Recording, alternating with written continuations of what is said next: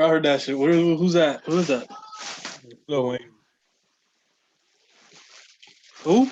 Lil Wayne. Oh, okay. He says a lot of shit that had got me chuckled. Easy. My bad.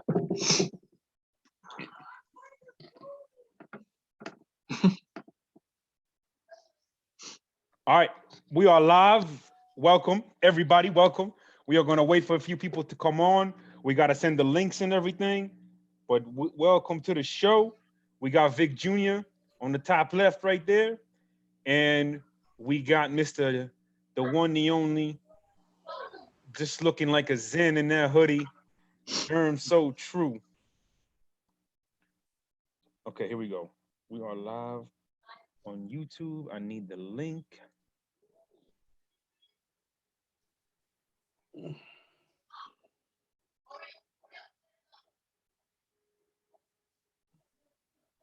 Shook me, Mo.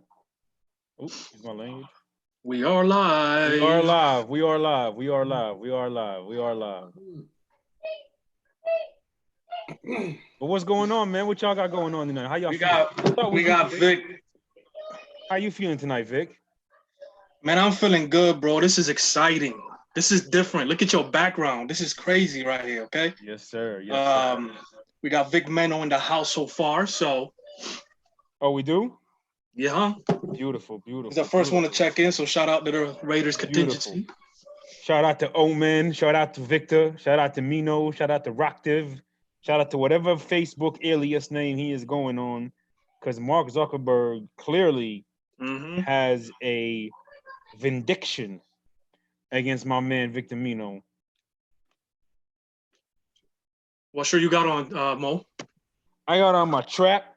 I will show that off in 1 minute, give people an explanation of how exactly this trap looks and why it is a absolute masterpiece by Rachel Haywood and her brother over there at HVD Studios. We got three viewers say hi, check in. All right, so the Facebook list just went up. So we should be getting some numbers soon. Vic, I heard your picks are in, dog, but you know, we want you to stick around for the whole show.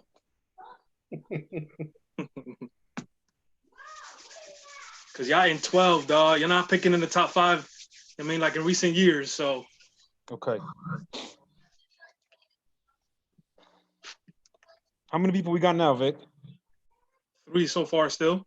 Okay, we're gonna wait for a few people to come on. Do we know who these 3 lovely people are? Nope. They asked to see if they want to check in.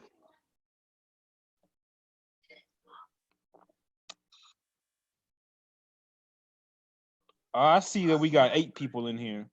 Okay. We got Nanya Biz, Jorge. We got April. How you doing? Gerard, leader of the Titans War Room, always one of the more organized war rooms in our drafts. We got the beautiful Tanya Rogers with the What It Do. So we got a few people on there. I mean, I think we can go ahead and get started if y'all want. So let's see where we at. I think Josh Storms subscribed to the Views.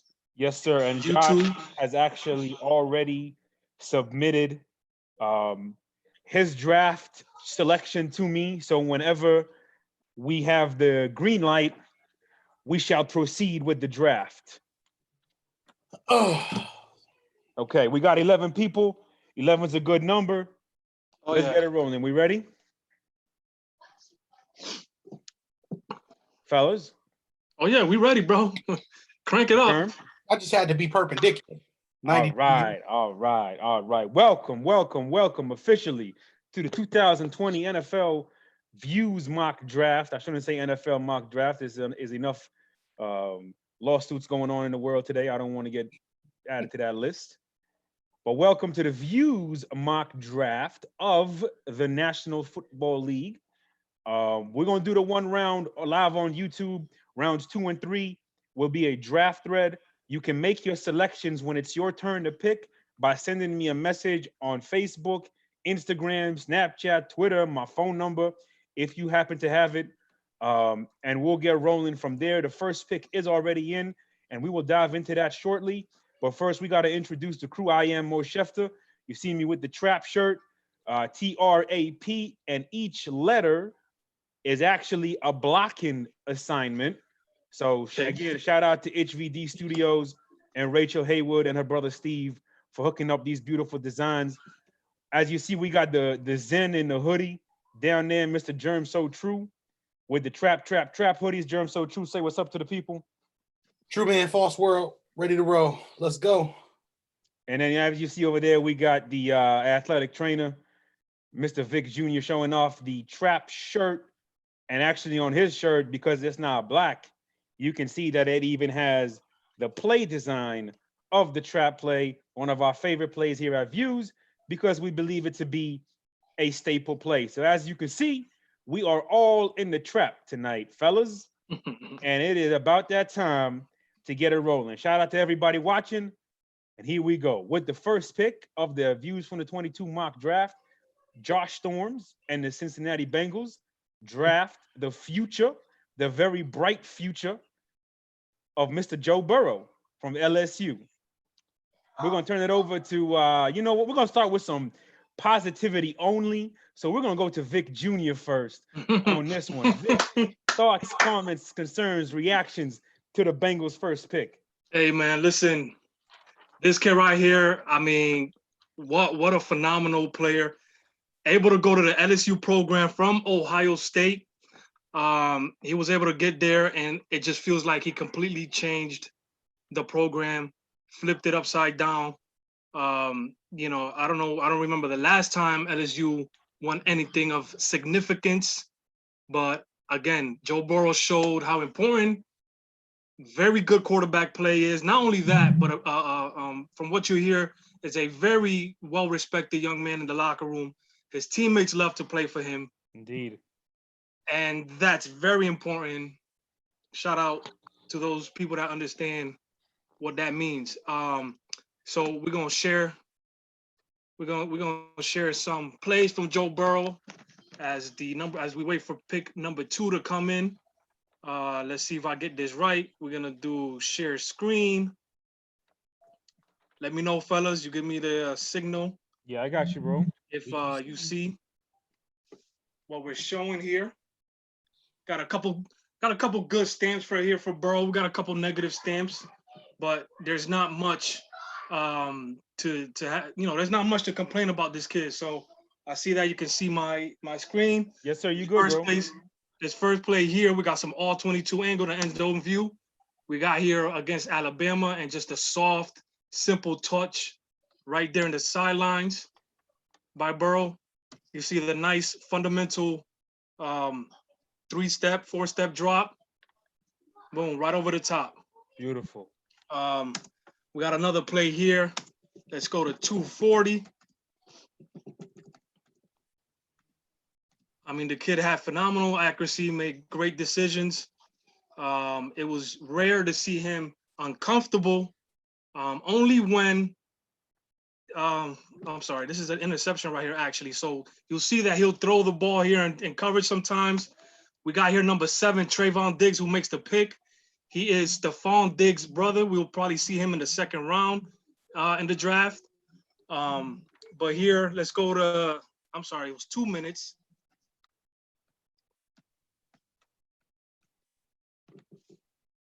So again, you'll see some of the accuracy that Burrow displays, some of the just relaxed, very calm touch right here just before the safety can get to the ball. We'll talk about Jefferson, I'm pretty sure, in the future here coming up. I want to get over to 2 more plays real quick, Mo. Go ahead, bro. Do you think? You got it. Let's go to 1650.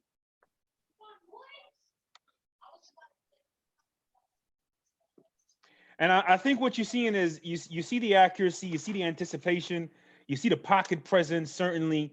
But sometimes there are certain throws, and believe it or not, it's usually the very simple throws that go overlooked that you don't see on highlights. There are some throws that he displays just a second level of understanding that you just don't normally see from Right. young quarterbacks. And that's something that I certainly am very excited to see how it transitions to the next level. And on this one, I'm sure you're going to point out more of that ball placement. Yeah, so I mean this right here, the ball placement right here. This is Thaddeus Moss, the tight end for LSU.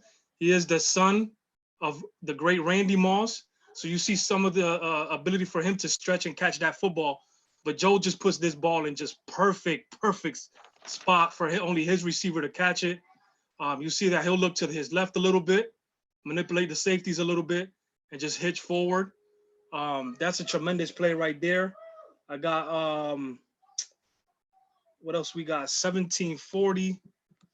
Let's get to that. I mean, there's just a lot of plays to pick from this kid, man. I mean, there's a reason why he all of a sudden became the #1 pick in this draft, the #1 quarterback. Here, we have a flood concept here. This is a very interesting play. And this is another kid right here that we're going to see in the second round. We got Claude Hilaire here right next to him to his left. He's the running back. You should see him pick the second, third round. They're going to run a flood concept here. You'll see number 81 right here.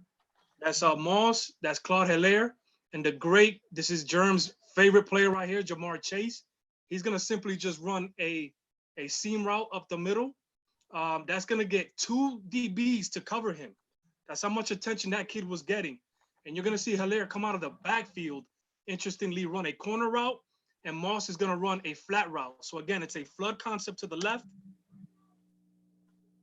And you're going to see Burrow is just going to pick the perfect spot to throw this ball right in between 2 people to Hilaire, who's a great pass catching running back. He's got some Nick Chubb, some Mark Ingram type of running skills to me, but he can also catch the ball very well. That kid is interesting. Like I said, man, I like him. He's one of my top 5 favorite players of this draft. But let's see from the back end zone view real quick before we move on. We can move on to the second pick. See, again, I mean, he's just displaying a lot of poise, a lot of just everything, man. This kid is really, really good. I mean, that's a beautiful tight window throw in the red zone. Obviously, if you listen to us during the regular season, the one thing we always talk about is third down and red zone and how much that not only defines a team, but defines the value of quarterbacks, great ones in particular. Yep. So, Vic, if you don't mind, if you can go ahead and stop screen sharing there. Yes, sir. Okay, and now we go Germ. So obviously you saw those plays. You heard what Vic had to say. We jokingly said that we were going to go to him because of positive only, but that only because, sir, sometimes we got to refer to you when it comes to complete objectivity. So Joe Burrow, first overall pick for the Cincinnati Bengals. Give us your reaction. First of all, it's a great pick for them. I think the big key thing here for the Cincinnati Bengals is you do get your passer for the future. Andy Dalton, I think we all can agree here at Views and anywhere in the world, he just wasn't going to cut it long term for a Super Bowl championship opportunity. He doesn't have the it factor, so it just is what it is. So I just want y'all to know this is still a great pick regardless. The only thing that I think here is there have been some talks with the Dolphins in the actual NFL where the Dolphins are trying to move up. They're offering 3 first-round picks. I think that the Bengals have about 3 or 4 holes that they could fill in this draft. Second best draft that we've covered in the last 5 years outside of the 2017 draft. When it comes down to talent, there's about 3-4 solid rounds of talent here. And I just think that they can really capitalize on that. But more than anything, great pick, Cincinnati. Go Cincinnati. You have now signed up for a new fan. Just know I will be watching. So first of all, Tanya is not happy with you, Vic, that you had to show the slaughtering of the Crimson Tide by the great Joe Burrow. She said that's enough for this game. Bad. So I guess you came off of it just in time. We didn't want to lose our audience there over anger. That's for sure. Hey, again, that just speaks to how great he is and how great he can be, in my opinion. He is up there with the Andrew Luck and Carson Wentz's, and there's only one Andrew Luck and only one Carson Wentz. As a prospect, I believe this kid is as pro ready as those 2 guys were. And just a disclaimer, neither of those guys had their best first year And just because of the situation he's going to, and certainly the transition as always from college to the NFL, and everything that's going on this year as it is, I don't expect him to win Rookie of the Year, but I do expect him to be the quarterback for the Cincinnati Bengals for the next 10 to 12 years, and it'll be more prosperous, certainly, than the Andy Dalton tenure in Cincinnati. Moving on now to the second pick overall for the Washington Redskins. He is not here, but me and him talked briefly about it. He's mentioned it on the Facebook threads and everything. I don't think it's any surprise, and I'm just going to go ahead and make this pick for him because I know this is who he's going to take. So with the second overall pick, the Washington Redskins take defensive end Chase Young from Ohio State, a freakish athlete, one of the best players in this draft. Some guys have him as the number one player in this draft. We had Joe Burrow. So on our draft, Joe Burrow goes one. Our number two guy, Chase Young, he goes two. Jerm, we turn it over to you for reaction. Well, this is a extremely explosive player. Vic, if you want, you can share the screen because I know you guys probably got a couple stamps or some highlights you may want to show. This is a fairly explosive player. He's going to give you some ability for him to play not only on the weak side against the left tackles, the luxury tackles as we call them here at Views. Just so you know, because that's the one that is protecting the franchise, baby, Houston Rockets.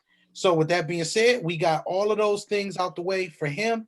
The most important part of his game is going to be the fact that he's going to be able to step in from day one and be an instant contributor. There is nobody on that Washington Redskins defensive line that's going to stop him from being the starting right end for that particular franchise. Chase Young, in my opinion, this may be the best player in this draft, and we shall see. The only other player who has something to say about that is the guy who just went. That's Mr. Burrow. Turn it over to my guy. Yeah, right now, for some reason, my YouTube is not working. You good? Comcast for you these days. But if you got anything, Jeremy, you want to pull up real quick. Chase Young, man, I think it's going to be one of those guys again. Again, real quick, there's three positions that are very important in the NFL. If you want to win football games, that's first, get your quarterback. Second, get the guys that will knock down the quarterback. And third, get the guys that will protect the quarterback. So, or whichever order you want to put 2 and 3.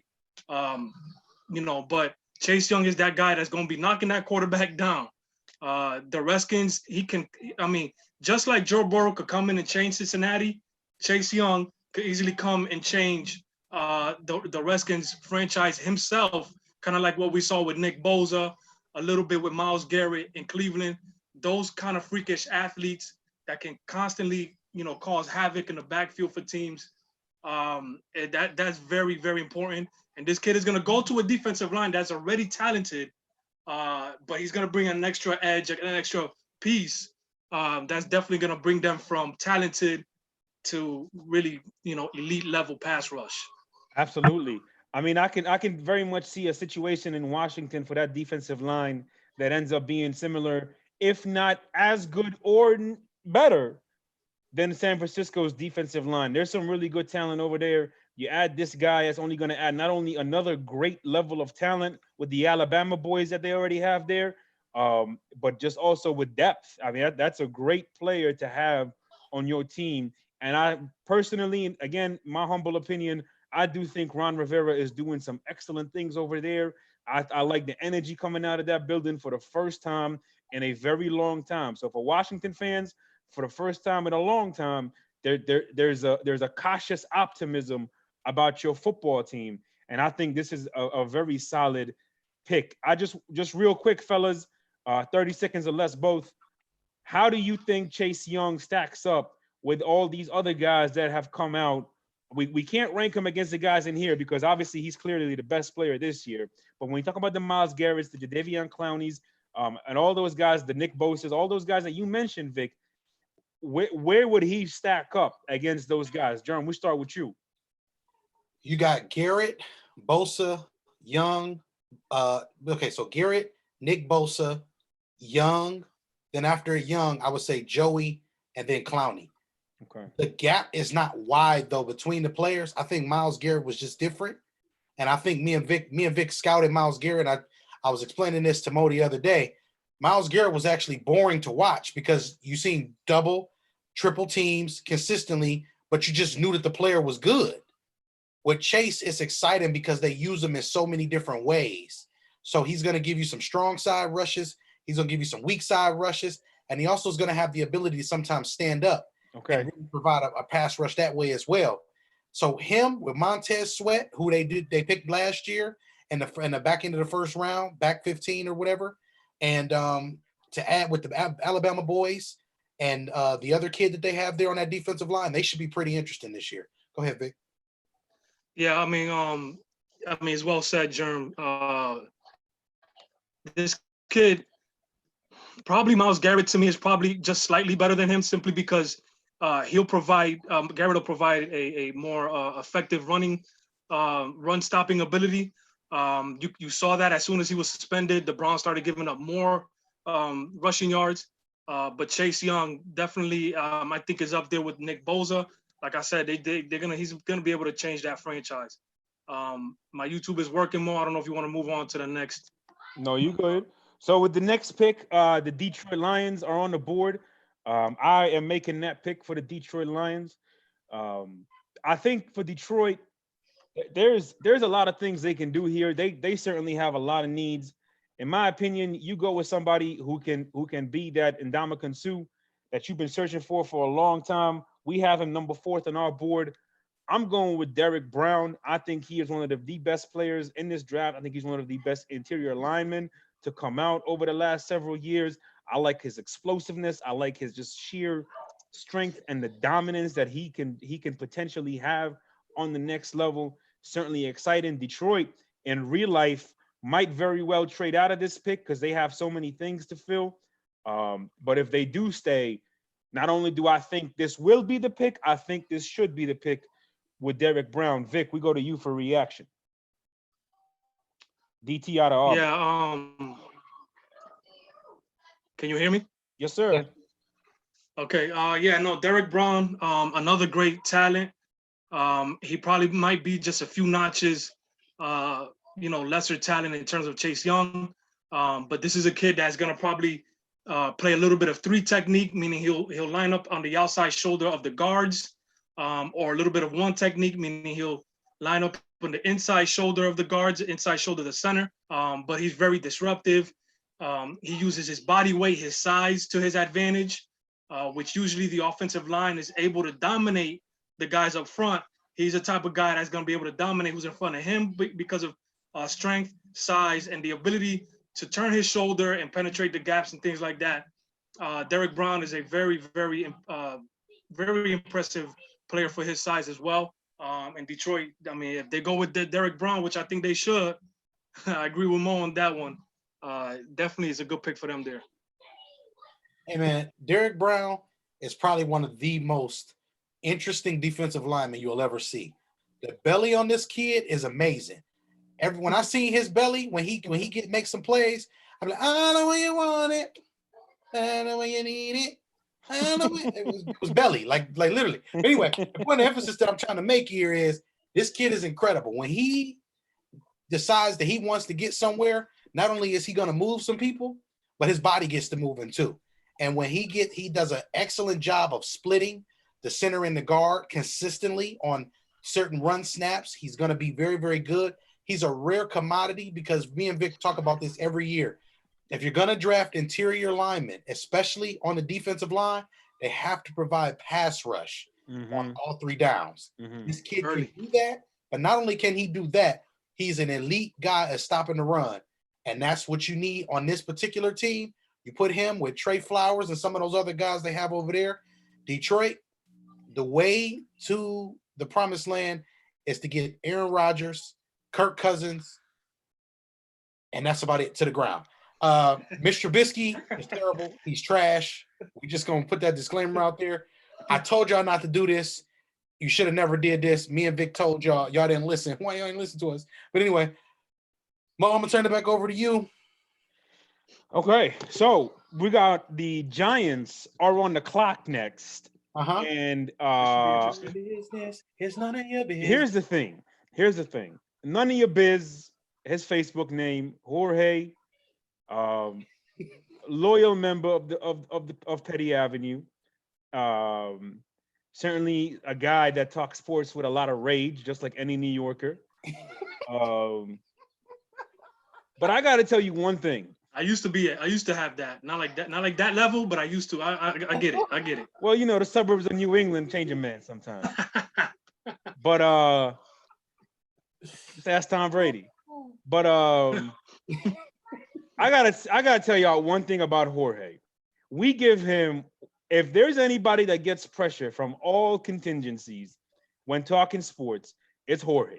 Whether he's talking about the trash Knicks, the horrible Giants, or the awful Mets, he comes with energy. Yeah, same energy too. And I got to tell you one thing: he Yes, has sir. drafted better in our mock drafts for the New York Giants, better than the New York Giants in real life. Oh my Not lord. not once or twice. Every single year since 2015, 2016, he has made a better selection with all the same players on the board, better than the New York Giants. And this year, I promise you, I guarantee you, he has done it again. I guarantee you, the New York Giants in My one God. will mess this pick up. But my man Jorge hit it out of the park, drafting in Vic's eyes the linebacker of linebackers, Isaiah Simmons. Vic, we're going to start with you on this one. Bro, this kid right here is special. Great pick by the Giants. I don't remember the last time they picked a linebacker in the first round. Refresh my memory on that, fellas. But this kid right here can play weak side linebacker, middle linebacker, can rush from the joker or the strong side. He can play some safety. He can cover tight ends. I mean, what can this kid not do? He is a Swiss Army knife by definition. He should have the picture there in the encyclopedia or in the dictionary, whichever one it is. Isaiah Simmons, I mean, speed, length, ability to cover sideline to sideline. Again, man coverage, but also zone coverage. This kid not only has physical tools, talent, right? He also has the smarts, the mental capacity to process a lot of information in the film room, as which is clear, and also apply it on the football field. Jeremy. Yeah, yes. Hey, the player that we're looking for is Lawrence Taylor. That's the other linebacker that was drafted in the first round. I was going to say that. Are you serious? Mhm. Yeah, Lawrence Taylor. Ugh. So with that being said, the key here is, man, Isaiah Simmons was one of those players that when you watch him, you always you take 5 seconds before the play to find him. If you don't see him, like it's like where's Waldo with this kid? Dabo had a player that he would use in any situation at any point in the game. It didn't matter if the game was tight, don't matter what it is. Whatever he wanted to do with him on that play, that's what he did. And that's just what it was with him. I like Isaiah Simmons for 2 reasons. He's explosive, but the other reason why, he has a lot of coverage skills that people do not understand. I'm going to make sure we're clear on this. There's a guy by the name of Fred Warner that came from BYU a couple of years ago, second round pick for the 49ers. He comes from playing safety. He's their starting middle linebacker now. What does that do? That gives you another guy on the field that could potentially help you cover some of those tight ends and those running backs out of the backfield. And you're in a division where you got a lot of them. So I'm not sure where Vic went right there, but in the comment section, there's a lot of positive feedback to this selection. I got a comment here, Germ. I want you to respond to, give me some insight on from Trav. He's saying that he's hearing some comparisons to Derwin James, the safety out of Florida State, went to the Chargers. Excellent player, big safety. Give me your thoughts on that. How would you compare the two players? Okay, it's hard to compare them because Derwin is a safety. Isaiah is a guy who plays some safety because of his athletic abilities. Derwin is a guy who you can tell from his movements, from his body aneurysms, that safety is his position by trade. So Isaiah is a guy who you put him in the middle of your defense, you put that headset in there, and you let him say, Autobots, let's roll. And that's what you do. Yes, sir. Derwin, you need him in the back end. You need Isaiah in the middle. And I think that's the big difference between the two. I think Derwin is a little bit more of he's a little bit more of a hitter when it comes down to hitting players, a little bit more of an enforcer, which you want at the safety position. I think Isaiah is just a little bit more of a sure tackler. And I think that's what you would want. Those are characteristics that you see from a linebacker. At the end of the day, read, react, finish. Those are the traits that we look for linebackers. Isaiah Simmons is Autobots, I'm in pursuit from the time that the ball is snapped. And that's what we like. Autobots roll out. Yes, It's sir. a it's Go ahead, it's Vic. a fair comparison in terms of how you can use them in several parts of the field and stuff like that, several levels. But like Jerm said, Isaiah is more of that linebacker mold where you can put him in the middle full time, you can put him at a weak side full time, and then Derwin full time will be in the back end and stuff like that. Of course, he'll come in, he'll help in the box. You saw the performance they had against Lamar Jackson and the Ravens. Both of their rookie years, kind of because of some of the things that he was able to do. So, but you know, similar in the fact that you can use them in different areas. But Isaiah's a little bit bigger. He's 4.3 speed, as we saw in the combine. So it's gonna be fun to see this kid. Like Mo said, man. Listen, if they're not gonna draft an offensive lineman, go get this kid. Facts. Okay. And I mean, let's see, like you said, Yabez, Jorge, whatever, made a great pick. Yeah, Let's see what the Giants do, man, because that's gonna be interesting again. Come on, Vic. How you gonna call a man your biz? You know that ain't his last name. I gotta mess with him. I gotta mess with him because he stayed messing with me about Major League. He stayed messing with me about the Cowboys. Okay. The Yankees. Hey man, our petty baseball thread, we gotta pay y'all. Y'all gotta pay us to see that. Yeah. That's G4, Yeah. that's G15 classified. Yes. The petty baseball thread might be the most live thread out of all our groups. That is for sure. So we got the Dolphins here coming up at 5. Yes, we Hey do. man, look, Miami, man. Let me just make a disclaimer before we make a pick here. Well, just real quick, do you have the pick? No, but I think I got the pick. Somebody just sent me the pick. Colton Okay. just sent me the pick. Okay, Go just ahead. make a disclaimer. I gotta put my hand over my heart. Can we please not mess this up? We got 3 chances to get 3 good players in the first round. 3 chances. If we can get 2 in a possible, we doing good. We can get 1 and 2 possibles, we doing good. But we're not jumping and taking the fastest receiver. We're not doing all that this year because we got things to do. Miami, don't mess this up. Yeah, so with Miami, obviously all the talk is about, are they going to take a quarterback at all this year? They got 3 first-round picks, as you mentioned, Jerm. Personally, in my opinion here, if you're not going to take Herbert, then don't take a quarterback. So if you want Tua, if you want Love, if you want anybody else, don't take him at 5. Wait till 18. Whoever falls, right? But do not have Justin Herbert on the board and draft a quarterback other than Justin Herbert. Vic, do you agree?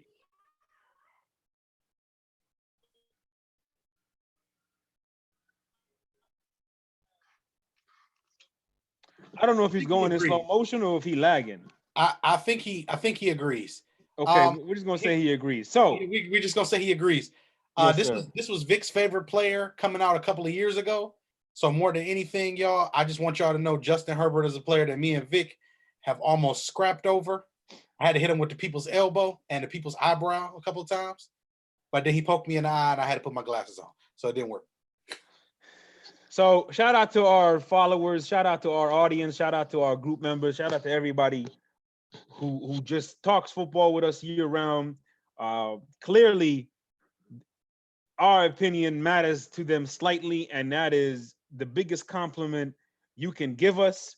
With the 5th overall pick, the Miami Dolphins take tackle Andrew Thomas out of Georgia, and with the top 5 over, all of our top 5 players are off the board. Andrew Thomas, he is a monster. He is just a walking machine at tackle. He gets his hands on you. You better just go back to the huddle. There's a lot. He's just a big guy. Wait till we get Vic back here. But Germ, I'm gonna spin it to you. Give me your reaction to this pick. Andrew Thomas. We're gonna call him Mr. Tick, Tick, Tick. That's that kick step. That's how that kick step be sounding. It looks like a machine out there on the field at times. Very, very good hands. You're gonna notice that he does a very, very good job of allowing his hand to get his hands into the defenders' bodies, into the chest of the pass rushers and the potential rushers. He can work a little bit on his strength. He can work a little bit on making sure on some of the mechanical strength. Mechanical strength just means when he takes that kick step back, being able to generate a step into some force and those type of little small nuances. This is the best tackle in this year's class. He's the most pro ready today. And altogether, I look forward to this kid being an all-pro player and a top 5 tackle in this league for the next couple of years. And we're going to go from there. So I'm trying to see if Vic is going to be on the board here or not. We are going to move on now. Vic, you all right there, buddy? I don't know what's going on with this Comcast services, but you know, it is what it is, man. So what we got, Andrew Thomas. I heard everything I was saying. Yeah, can you I mute got cut that? out. So, There you go. yeah, All right, we got you. You back now. So I heard the Andrew Thomas pick at 5. You asked me about Herbert. I'm pretty sure we'll get to Tua soon. I agree with you 100%, bro. Like Tua is we are a little bit not big fans of Tua right now, but the injury is probably the most important thing. Picking that guy at 5 and him risking an injury with the way he plays football, it's gonna be interesting. Herbert, we like a lot. I think that he has a chance to be a really good franchise quarterback, not to the Burrow level, but something similar. But Andrew Thomas, like Germ said, probably the most skilled, talented tackle in this draft. He's got great foot quickness, great hand combat. I mean, again, the Giants might be really looking at him really strong, but this is a good left tackle, franchise left tackle for the Dolphins. So we are going to move on now. Why are you saying what's going on? What's going on? What am I missing? I hate him. I swear, I hate him, yo. Buddy, your bitch just told this man to get it. He said, "Take your stimulus check and get your Wi-Fi." Oh man. Hey, Jorge, thank you for not letting me down, man. Thank you. You lived up to your reputation on that one. That is for damn. Oh, Hey, I'm over here in tears, man. This dude. Number 6. The Los Angeles Chargers are now on the clock. Their pick is in. A lot of talk leading into the Chargers about quarterbacks. We weren't sure what their draft was going to be looking like come draft day about 2 months ago because we didn't know whether Tom Brady was going to go there or not. He didn't. Now they're saying they're going to move forward with Tyrod Taylor, but they're pretty sure, according to all speculations and rumors, that they're going to take a quarterback at 6. Vic, Germ, do you think they should, or do you think they should go somewhere else? The Chargers, they need to go quarterback. I don't think there's a question. Yes, sir. Yeah. Well, with the 6th overall pick of the 2020 Views mock draft, Tanya Rogers and the Los Angeles Chargers select quarterback Jordan Love out of Utah State with Herbert and Tua on the board. Personally, I love it because we can all talk about the potential, the ceiling that we think of Jordan Love. Germ, I'm gonna start with you again here. Thoughts on? Oh man! So look, A+ arm, A+ potential, B-roll mechanics, B-roll and football IQ. If we can get that IQ up and we can get the mechanics up, we may have the player in this class that may be comparable to that of Mr. Joe Burrow. And I'm not saying as if he's good as him or better. I'm saying be able to compete and duel with him on some of these late January games, trying to get to February in the next 5 to 6 years. Jordan Love is an extremely gifted player. This year, he has some things going on for him. The hardest part for him this year, though, was the fact that that coaching staff was not the same as it was the previous year, where he had his best year. But it's a lot of good things to love. He has that little Pat Mahomey. He got the little Mahomey game to him, as you see with the little shimmy shimmy. You know, he has it all though. For the most part, what I really like about him the most is he's a guy he's a risk taker. He's not scared to make any throw. He's not scared to take the team on his back and do the things he has to do to win the games. And as you see here by some of these throws, he can make all of them. Vic, go ahead. Yeah, man. So, let's pray that this Comcast holds up for a few minutes for me here. But Jordan Love, bro, I mean, like Germ said, A+ arm, A+ size, A+ ability to look through his progressions. Maybe I say about a C+, B-. I think he can get better though. His accuracy when he's on, it's pretty beautiful to watch. But like you can see here, this kid has a massive arm, comes from a Division II program. So the talent was lesser than obviously the higher schools and stuff like that. Also, the talent around him in 2019 wasn't as good as it was in 2018, but this kid still was able to do a lot of things. You could tell he was pushing a lot in certain situations. He would throw the ball up, what they call interceptable passes. I know some people don't like those terms, but that's a real legit thing. But Jordan Love, man, for the Chargers, that's going to be interesting because the Chargers have the weapons.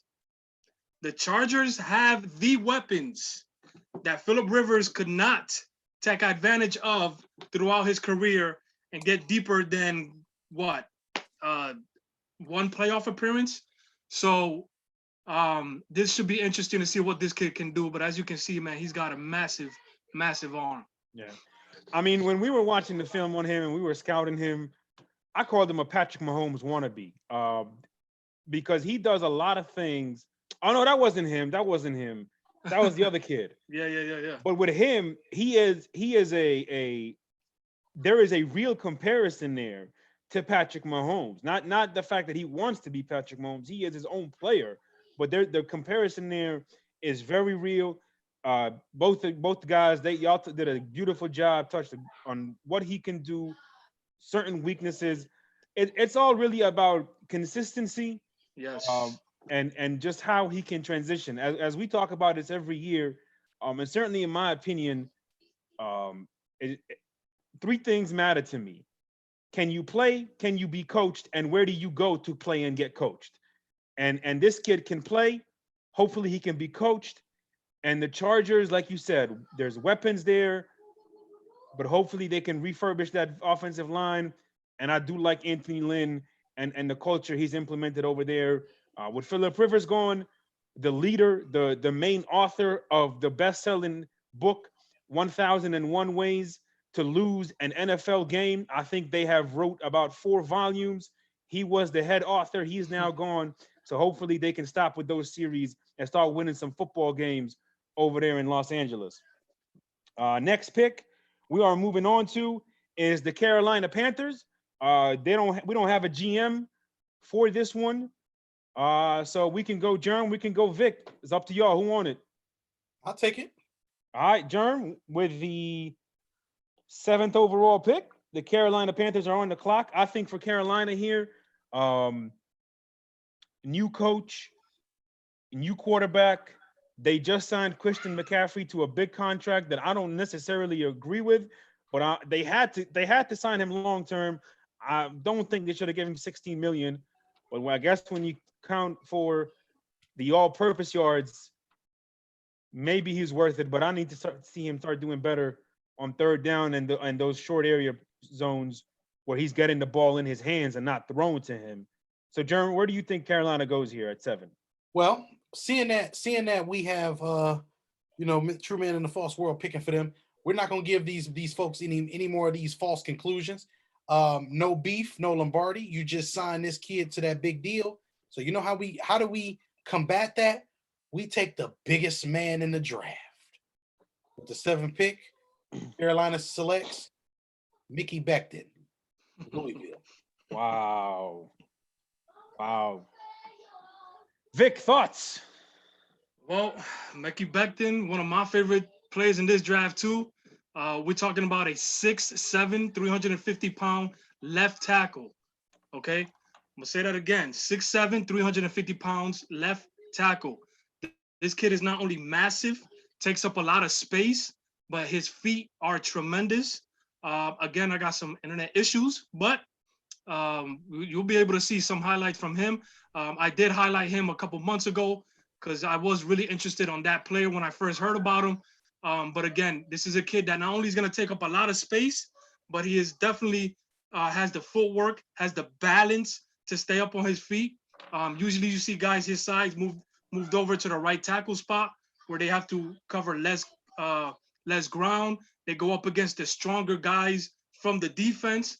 But this kid is a phenomenal left tackle. He's gonna be able to get some good pass protection, but also some good running lanes for Christian McCaffrey.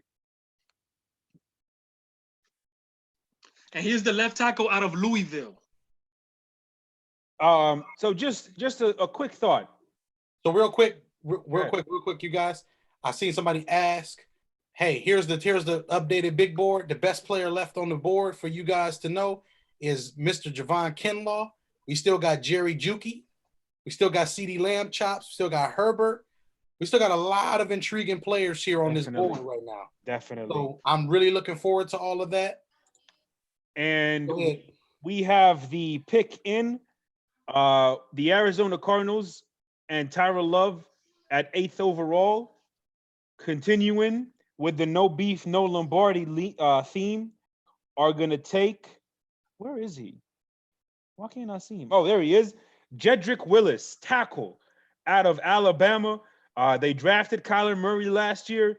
Now it's time they draft for Kyler Murray. I think this is a really good pick, but this is another one of those teams, y'all. This is another one of those teams where our group members draft better in the mocks than the guys do in real life. You have to go back to 2013 to find a player noteworthy that the Arizona Cardinals drafted, and that was Honey Badger and Tyrann Mathieu. And he just won a Super Bowl for another team. So Arizona, they have been one of the worst football teams in the NFL for a long time, outside of 2008, 2010 or 11, and 2014, 2015 with Bruce Arians and Todd Bowles and Carson Palmer. But really, if you look at their drafts, what's going on, Junior? We got a special guest in the building. But it lagged. There he is. Hey, Vic, you can take the rest of the night off, brother. We could just have this on there. No. He's an 8-year-old boy. He can go to bed on his own right now. This is usually when I put him to bed, okay? Not to try to act like a great father or something like that, but definitely looking forward to him being part of the Petty family one day. One day. Yeah, he already is. Everybody, look, he's the heir to the throne. We live on YouTube right now. Look, I gotta get him a YouTube page.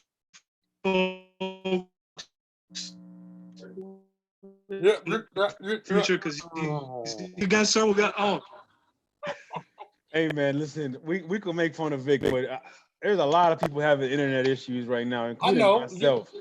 This is honestly the best it's worked all day, so it seems like my prayers have been answered for today.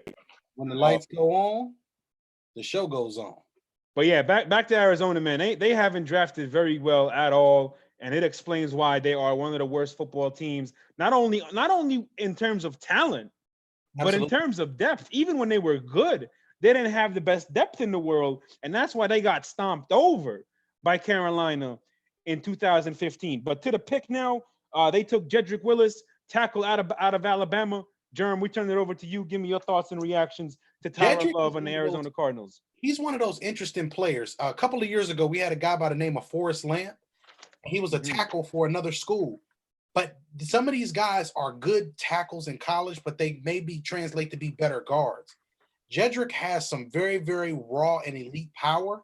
The thing I want to see Jedrick do more is play with a little bit more control because he can get out of control. He's going to struggle with some of those natural bend guys that we see, especially those guys like Khalil Mack on that right side that can convert power to speed and speed to power and all those different things. And the reverse, even the Von Millers of the world. Shouts out to him.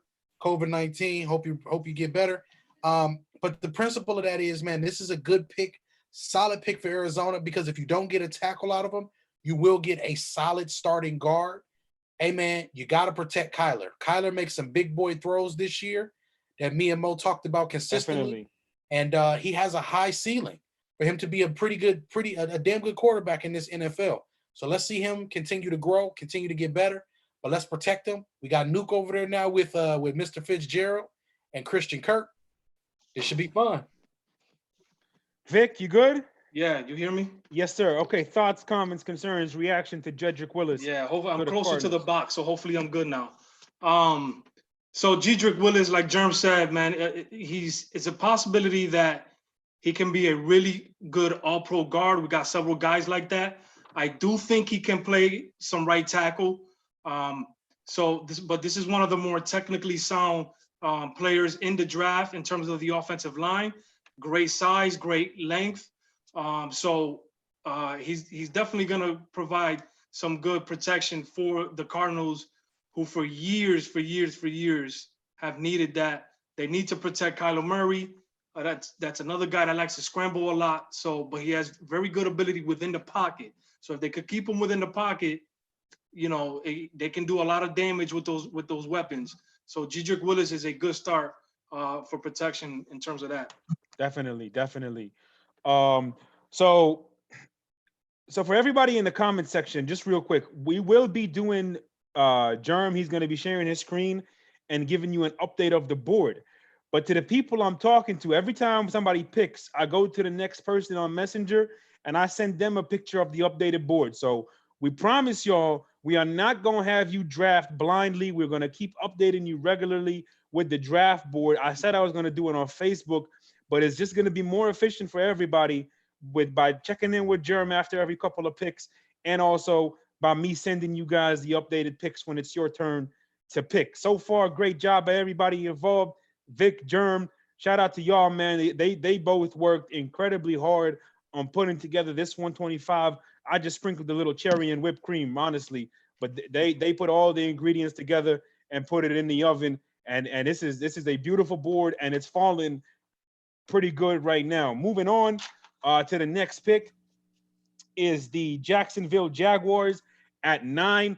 Jacksonville here, we talked about how the Chargers write the book for 1,001 Ways to Lose a Football Game. Well, Tom Coughlin wrote a book, a blueprint, a Bible, whatever you want to call it, of how to break down and destroy a potential championship roster in 3 years or less. It is a beautiful tragedy of a book, because this team was literally one throw away from reaching the Super Bowl, but they didn't have the guy who could throw it. And then Tom Coughlin wanted to enforce all these medieval rules, medieval as in NFL medieval times from the 80s and the 70s, and trying to treat these grown men as children, and that just wasn't going to fly. Their secondary is all gone. Their best linebacker retired early. Their best player right now, Ngakoue, is on a franchise tag. But if you look on Twitter,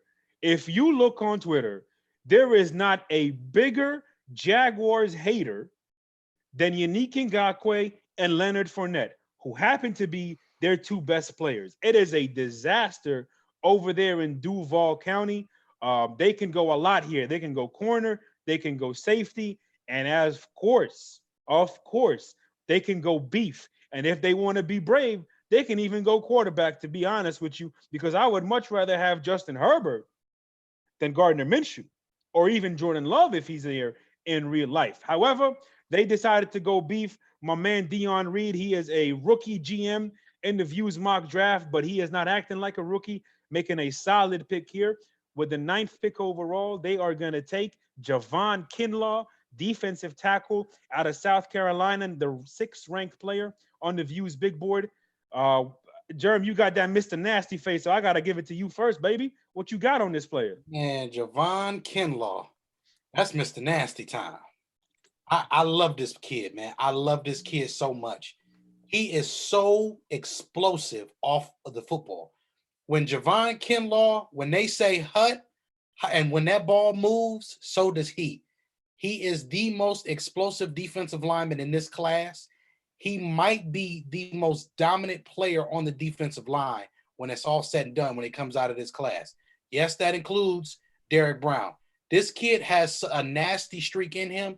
I wish I could have the timestamp of the play right now, but he has a play where he actually knocks 2 guys on their ass in the same play, with his team trying to stop the other team from getting in the end zone.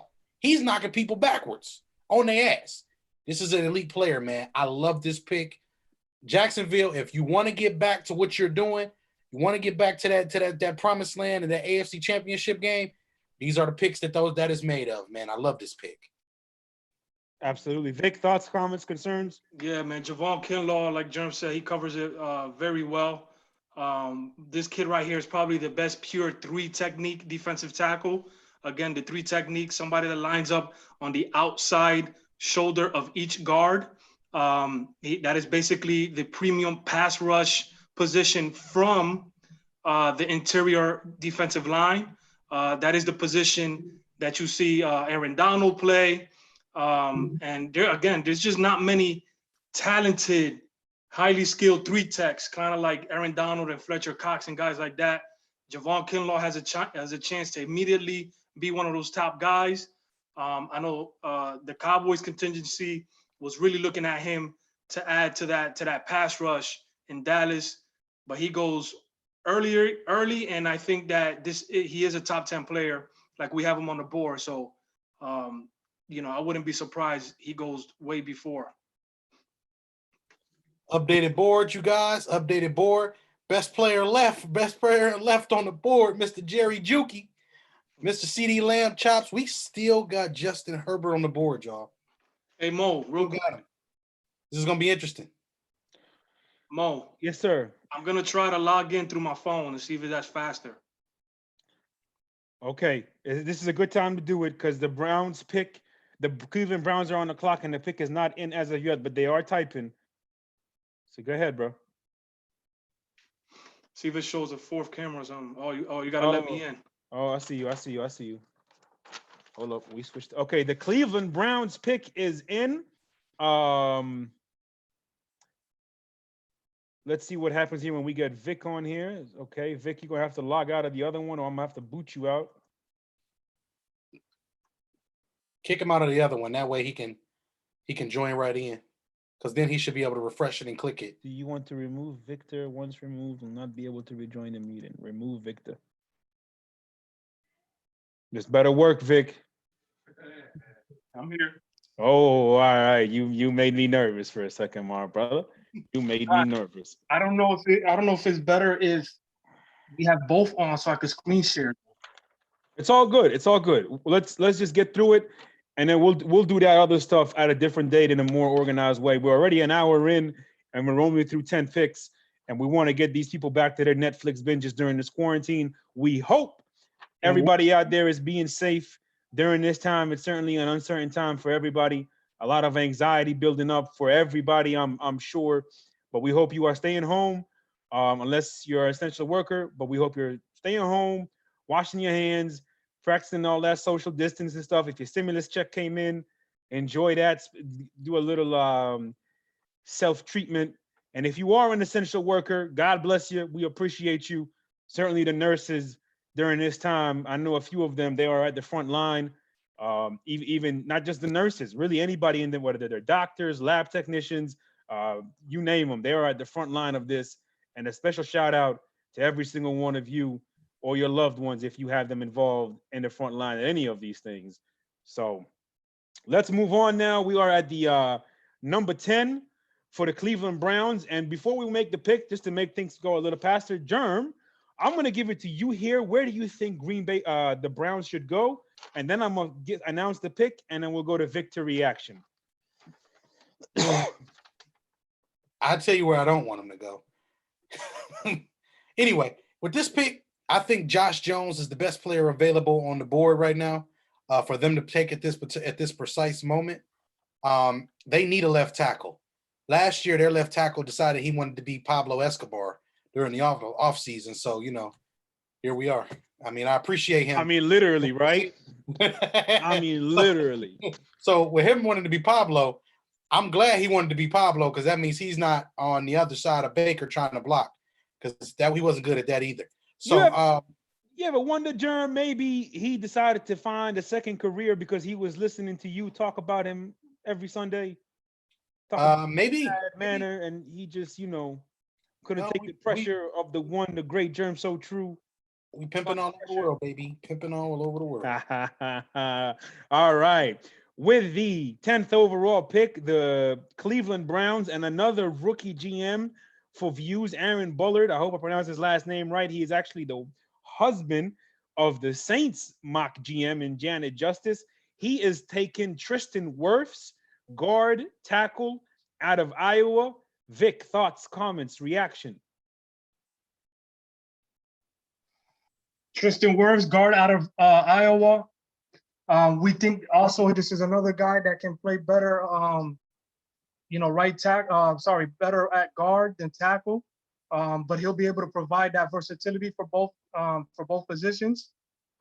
Very dominant, very strong. Another strong body player that has really good balance and can definitely,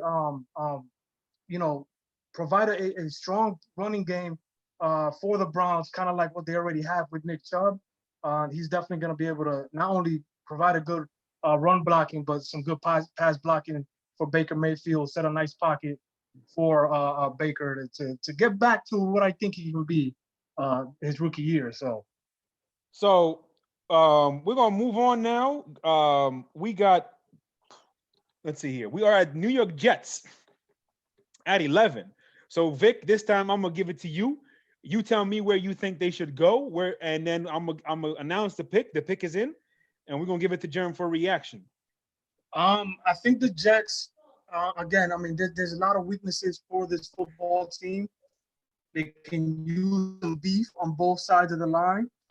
It just seems like they constantly draft good players, but it just seems like they're always either traded away, they get injured, or they just basically don't live up to their expectations. But I think that here they can take one of the receivers that we feel are at the elite level.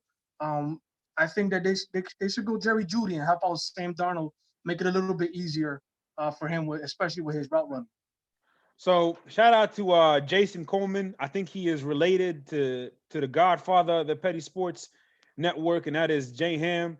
He is a rookie GM as well in the mock draft, but he certainly understands how to look for value and how to maximize improving a football team. They're picking at 11, which is a little higher than what they've usually picked in the past, and they've been going defense.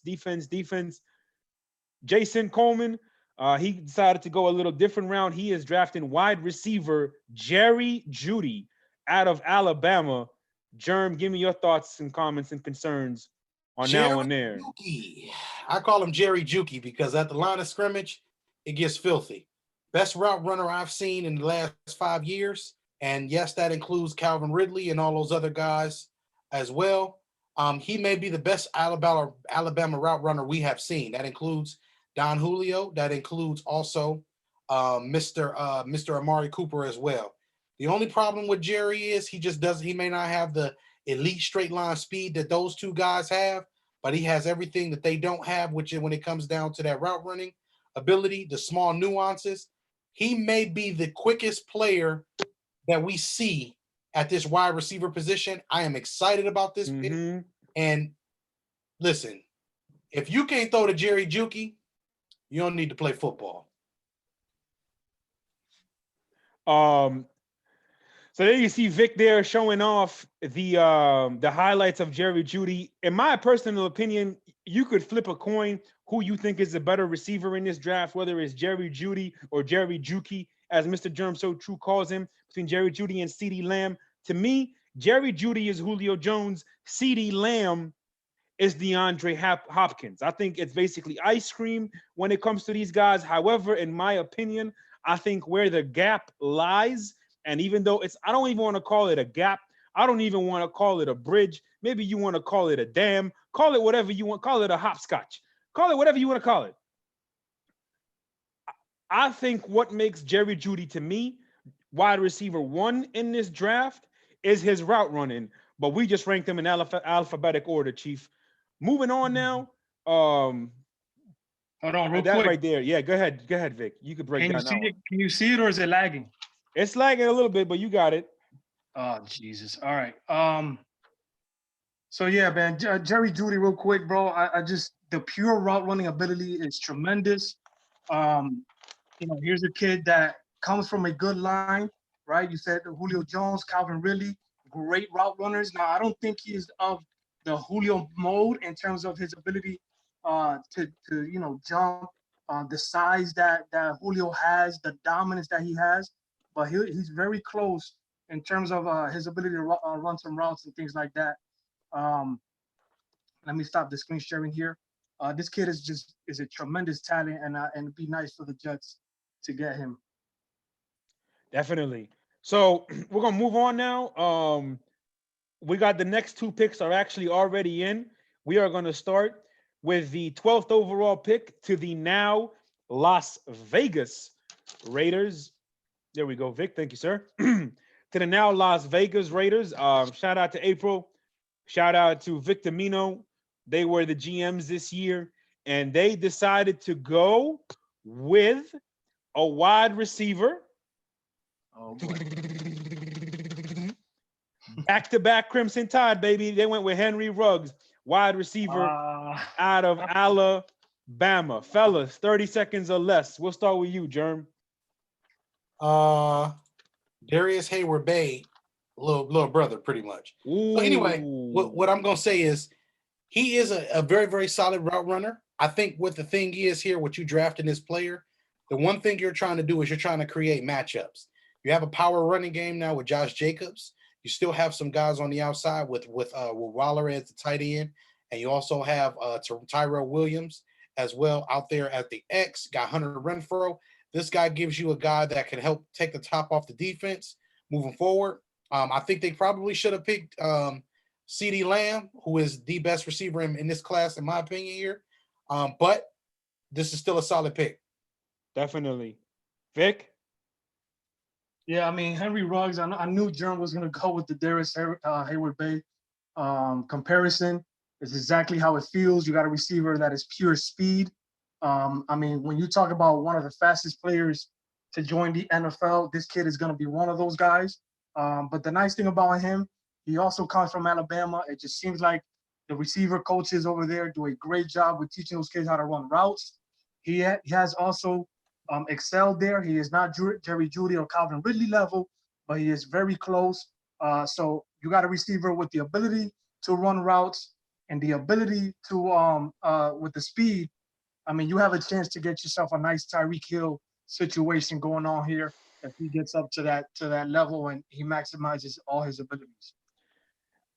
Germ, go ahead there with the updated board, brother. We just going ahead and show. Hey man, Mr. Lamb Chop's still on the board. We still got Herbert. We still got Josh Jones. Listen, if we are looking at the way this board has failed today so far for these teams, somebody is getting ready to get a steal. It's about to be about 3 highway robberies that are about to occur. Grab y'all ski masks because it's about to get nasty.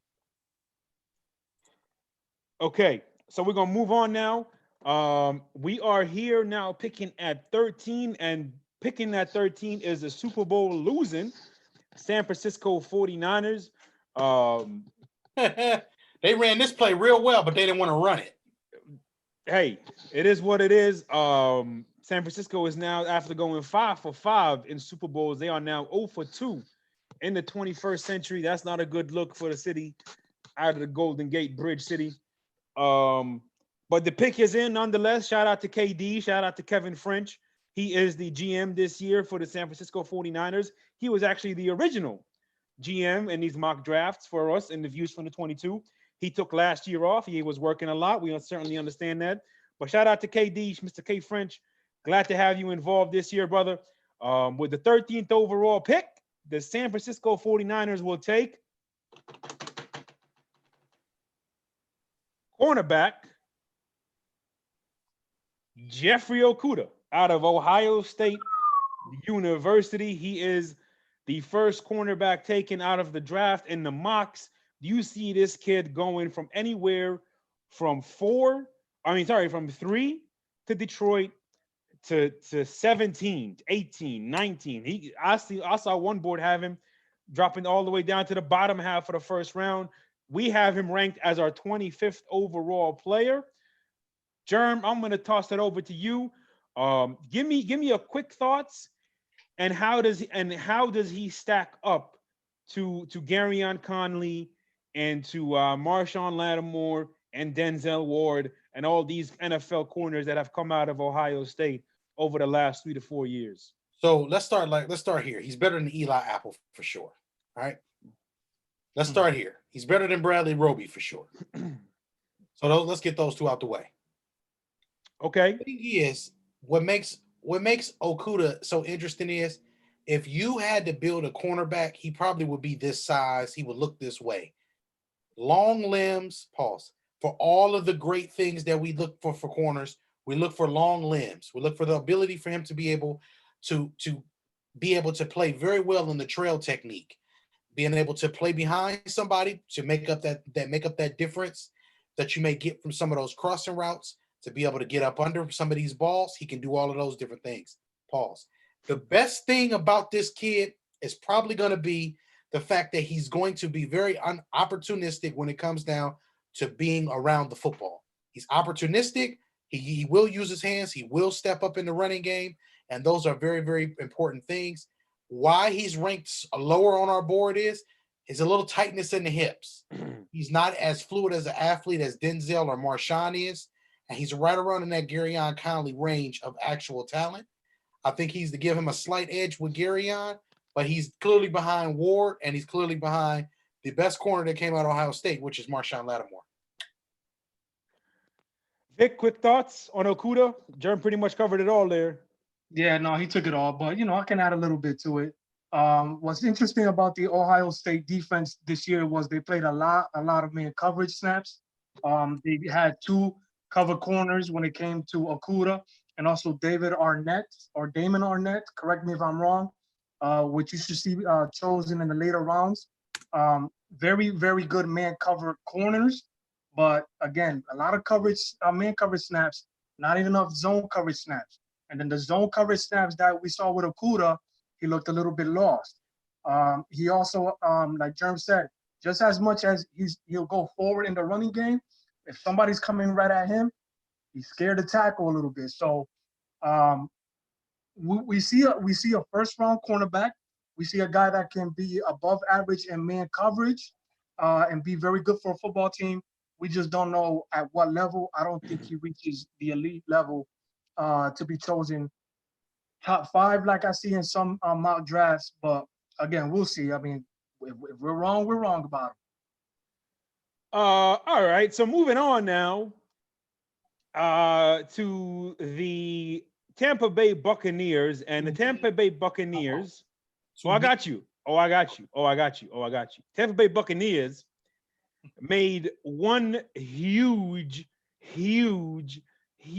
acquisition this offseason, and that is signing the Views from the 22 contingency to lead their fan bandwagon, and we are so happy to do that. Why did they choose us? It's simple, baby. It's simple. They got the GOAT, the GOA 12. That's who they got. And now that you got Tom Brady, the expectations raised. The bar has raised, and it's Super Bowl or bust now. So we actually haven't decided who is even going to make this pick. Pick right here. So we're going to let Germ So True take this, since he has worked the hardest this year at the draft board, we are going to give him the reward of picking for Yeah. or picking for us. We look, so when Germ pick for us, it's gonna be lit. Yes, sir. Check Yes, this sir. out. First of all, y'all did the wrong thing by allowing this player to fall this far. I don't know what y'all was thinking, but it's cool. It's cool with me. I'm okay with this. Oh God, please. Tackle John Jones. Oh, okay. All right. Okay. Josh. He is the second best left tackle prospect in this class. Becton would be a close third. I think Becton is going to be a lot better in the run game. Jones can get a little stronger. When it comes down to it, he's a little bit more of a technically sound player, which you need for the left tackle position. He shows the ability to play well in the run game, strength and conditioning in the NFL level. We may have ourselves a great player here. The beautiful thing is Mr. Tom Brady has worked with Les at the left tackle position. That's for damn sure. This is what we for sure need to do this year. We got to protect 12. We protect 12, and we shall get places we've never been before. Why you have to say 12 like that? Who says 12 like that? I don't, you know. I guess it's time to drop that film now. I guess it's time to drop that film to the public. Yeah, soon. I'm gonna tell you what. Soon. Okay. Anyway. Jerm, there you go, baby, with the updated board. Take Josh Jones off there. Whether it's Josh Jones or Mekhi Becton, personally, I'll be good with both because, like you said, Brady has certainly done a lot more with a lot less at the left tackle position. I want to remind y'all once again, he is the only quarterback in NFL history to diminish the value of the left tackle position. Vic, anything you want to add to that? Yeah, man. Josh Jones, like Germ covered, this kid is a pure athlete. He reminds me a little bit of Tyron Smith, left tackle for the Cowboys. He could stand to be stronger, but this kid is a pure pass protector, kind of like the type of left tackles that Bruce Arians likes. Agile, foot quickness, very long paws. He's got long arms, long limbs. So, he'll be able to keep some guys off of Tom Brady. I think that Tom will help him become a better left tackle, better pass protector. So that will be a great pick for Tampa Bay. Definitely. So the next pick now is the Denver Broncos. What are they at here? At 15. Certainly a lot of things Denver can do. Clearly, they are rolling with Drew Lock. They love Drew Lock. They have high expectations for Drew Lock. So we know they're not going to go quarterback in the first round, but it doesn't mean they won't take a quarterback later. In the first round, wide receiver, certainly an option.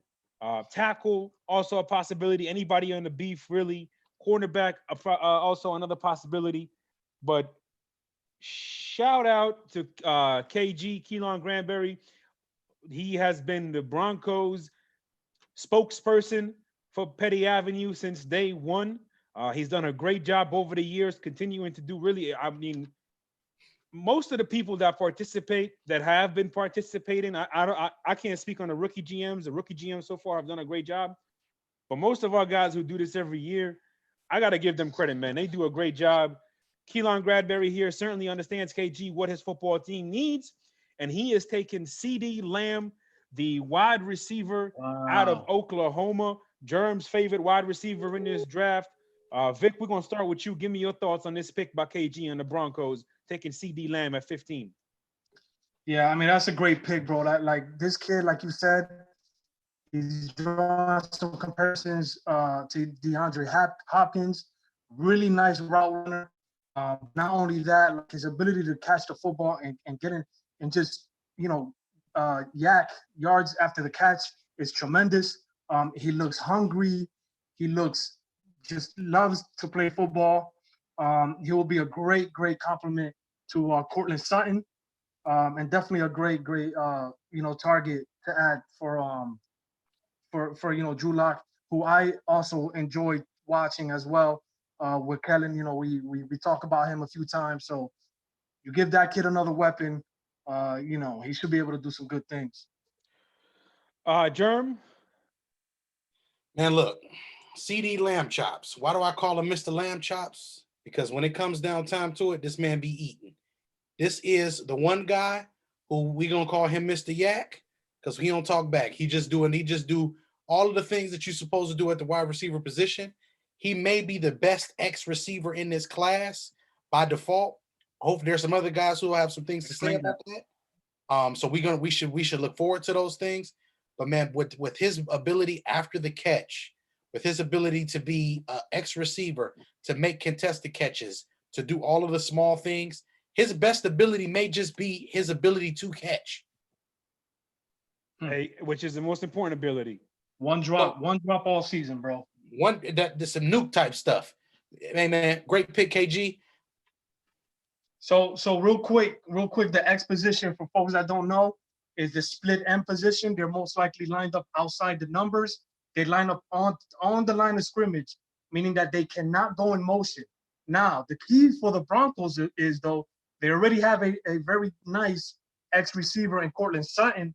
So now you let CD Lamb move around a little bit in the formation, play some slot, play some Z off the line of scrimmage. It'll keep cornerbacks off of him and use that ability that he has, especially when he's running some in routes and then catching the ball.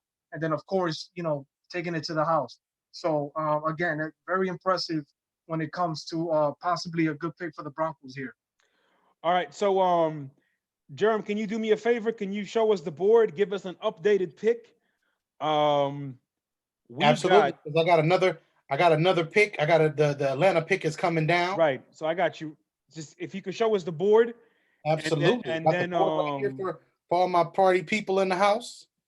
Now, this is real interesting. The Atlanta Falcons are in a very unique spot here because the Atlanta Falcons, they have what you call our quarterback ain't SH. And we got a quarterback on the board, a couple of them. And we also have an offensive line that has gotten better as the season has gone on and has gotten better just in general.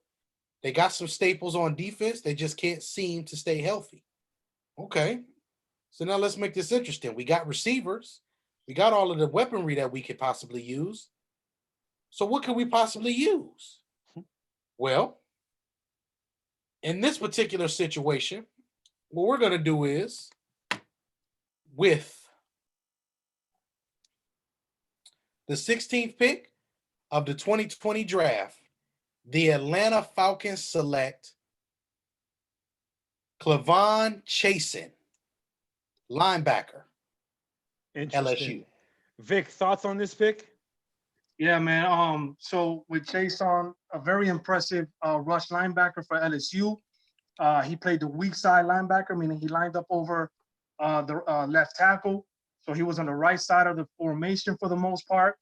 He had some great matchups against some really quality offensive tackles like Andrew Thomas.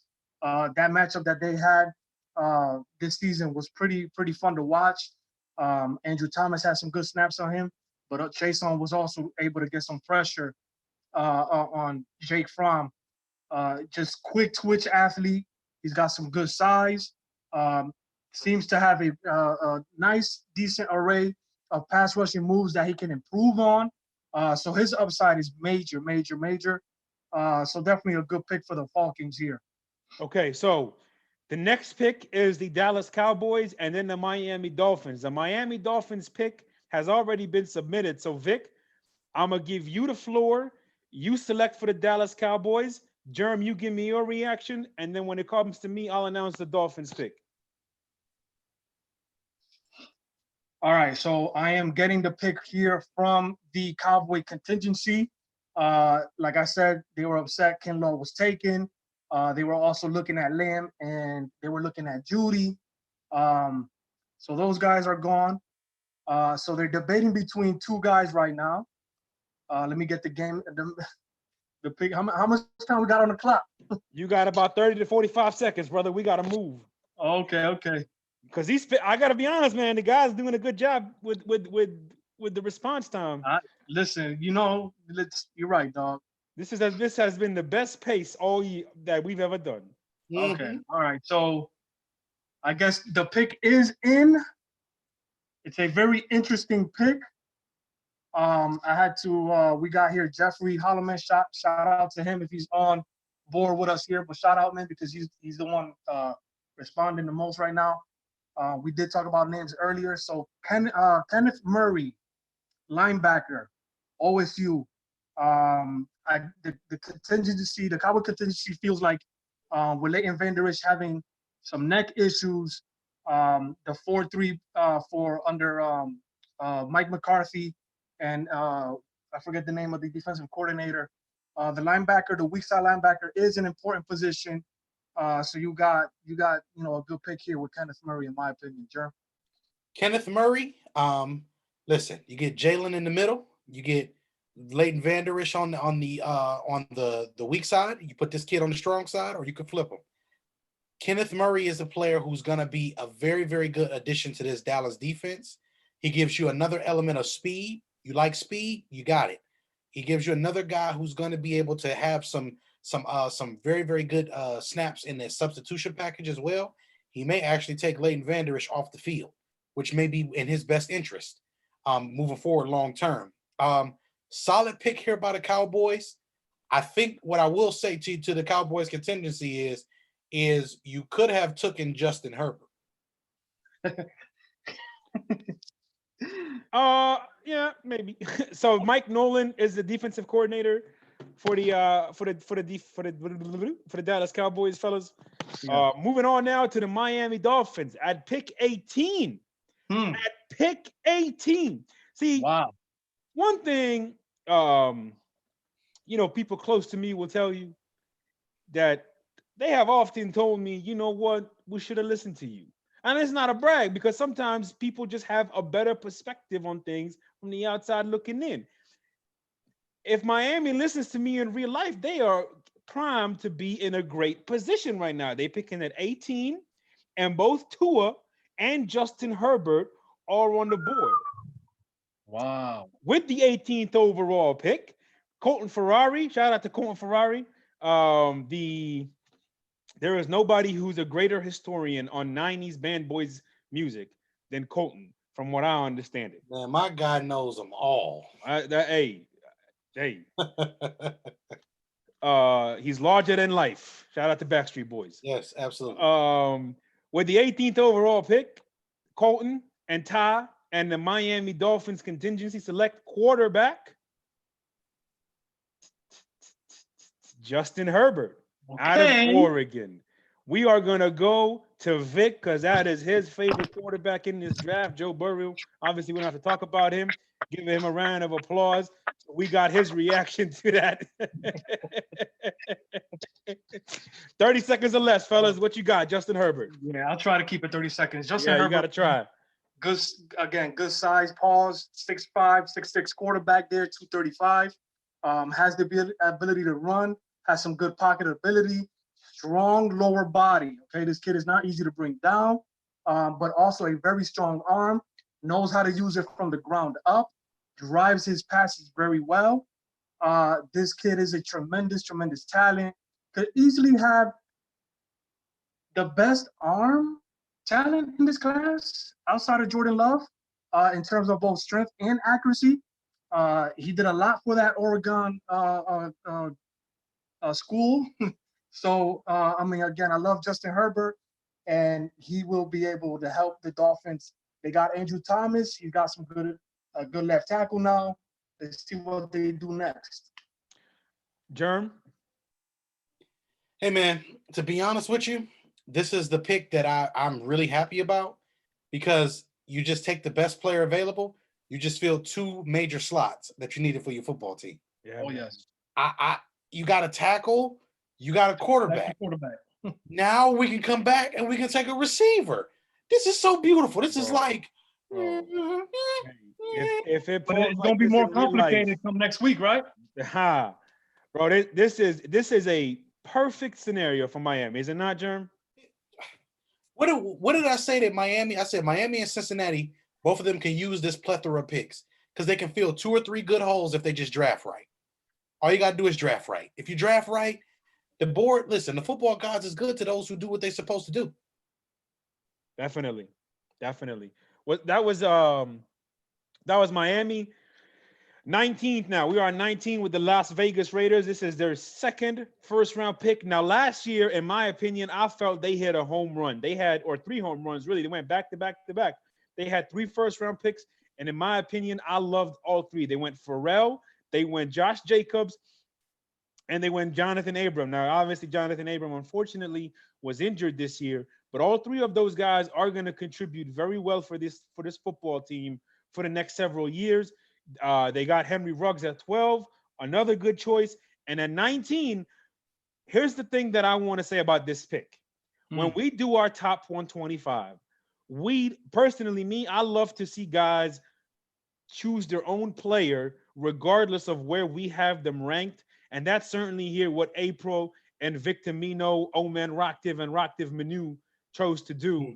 And they are going with linebacker Patrick Queen out of LSU. Vic's favorite linebacker. I didn't want to go to Vic back to back, but these are 2 of his favorite players. So Vic, we're gonna start with you again on Patrick Queen. Hey, I ain't never gonna doubt Victor Mino and April. If I ever doubted y'all before, I ain't got no doubt now. That's a great pick. Like Mo said, we do have a second-round grade on him, but that's you guys made a pick because you feel strongly about the linebacker. This kid is fast, instinctive, just all over the place. Talk about a kid that is going to be the perfect weak side linebacker for that defense. He's got some good beef in front of him to protect them. So, again, the only issues we had with him, there's some inconsistencies in his pass coverage. He will get lost in zone coverage. He is a good man cover linebacker, though. We saw that. The instincts were tremendous from the backfield, especially covering running backs, covering tight ends. We do have, again, the zone coverage, but the key for that kid is he's only 20 years old. He's got a lot of growing to do, so great pick for the Raiders. Definitely. Germ, thoughts? The most interesting part of this is Pat Queen. I mean, with the receivers being as big as they are on the board, I do not mind you jumping into the next tier for linebacker if you need one. The only thing is, I mean, I think overall Pat Queen, I always call him Pat McQueen. Pat Queen is a very, very intriguing player. He's going to play some weak side linebacker. He's going to be pretty damn explosive doing it, and he's just a fiery player. If I had to compare him to a player, this is going to sound a little weird, but he runs like Ahmad Bradshaw without the ball in his hands. Very fiery, very exciting, very explosive, and he's just going to get point A to point B. That's just what's going to happen. Good pick, Raiders. You got yourself a weak side linebacker now. I don't know what you're going to do with Corey Littleton, but never mind. I'll keep going. Well, hey, that's funny. You talk about Patrick McQueen. Shout out to Lightning and Mater McQueen. We got next the Jacksonville Jaguars. Jacksonville Jaguars at 20.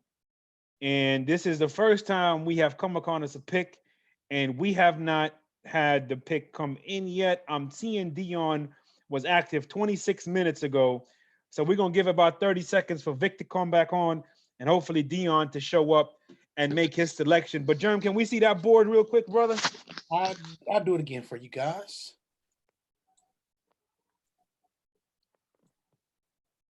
So looking at this live board right now here, obviously you got Zach Bond as the best player.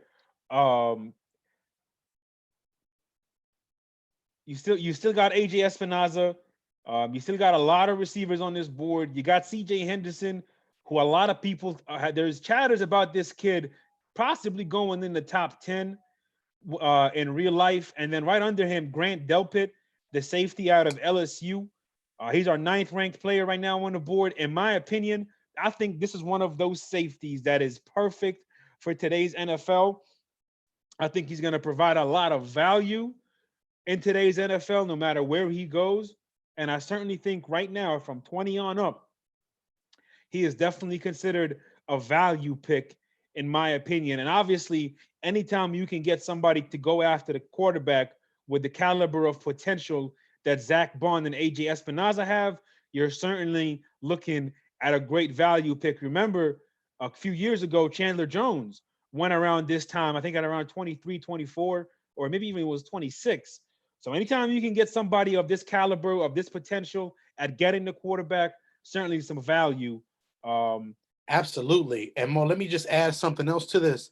AJ is the one guy on the board that we can talk about here, but also Yurto is Yurti or Yurter Gross Matos from Penn State. He is going to be a right end. He is explosive. He has a lot of raw potential. He's another good looking player here in this range. So I'm gonna tell y'all this now. If y'all looking at some of these players and y'all got an opportunity to take a guy like this, please don't take it lightly, because there are teams like the Baltimore Ravens behind them who will for sure be able to reap the benefits of some of this trash that y'all leaving here. And it's good trash. So we are now, Vic, did you have anything to add to that? Are you good? No, go ahead, man. Who's gonna make the pick? I haven't heard from him yet. So Vic, we're gonna give it to you, baby. Jacksonville Jaguars. They're on the clock. You make the pick. Yeah, so with the Jaguars, man, again, a lot of holes, like Mo said earlier, with their first pick. Unfortunately, that team at one point looked like they can build a nice dominant defense and even offense. But right now, of course, they have issues. I think that they can easily go with Matos here, but they do have Ngakoue is how you pronounce his last name. But Yep. I think that they can go with C.J. Henderson here. They lost Jalen Ramsey last year. C.J. Henderson is a darn good cover corner. He went up against a lot of good talent this year. Jeremy know exactly what I'm talking about. His boy Jamar Chase. There was a great matchup. Oh yeah, Odell Landry. But the kid is a tremendous talent. So he was able to get some good reps against Jamar Chase, and Jamar Chase was able to get him a couple times. But this kid, major upside. So I think Jacksonville goes with C.J. Henderson here. Good pick here. Good pick here for two reasons. We need cover corners, and in that division, you're going to need somebody. T.Y. Hilton is still in that division as well. This gives you somebody who can finally cover him on some of those deeper routes because he has the speed and the quickness. The big thing here for Jacksonville is, if we look at the players that they've taken in this particular class, they've done their due diligence to put the right pieces in the right situation. I look forward to seeing how this team continues to grow. Listen, man, they probably should on our draft day, they probably should trade in Ngakoue and see if they can get a first or second round pick. This is the year, ladies and gentlemen, for these teams to get rid of these players and turn some of these players into draft capital, especially seeing that the first 2 rounds and first 3 rounds of talent is going to be immense. And you got so many holes you can fill. So if you got a receiver on your team that you don't like, Cleveland, so that means you need to be looking at moving Odell and getting him out of there. Shouts out to Vic Jr. Odell. So we're gonna move on now. We are at the 21st. Wow. Yeah. That's why I'll be staying away from those Facebook math problems, man. 21st, we got the Philadelphia Eagles. And we actually have Marv Cotton Cole. Shout out to that's a flashback to last year's draft. If anybody was watching, Mo got in his bag on his ketchup bottle. Woo. So we got right now the Philadelphia Eagles, the 21st overall pick.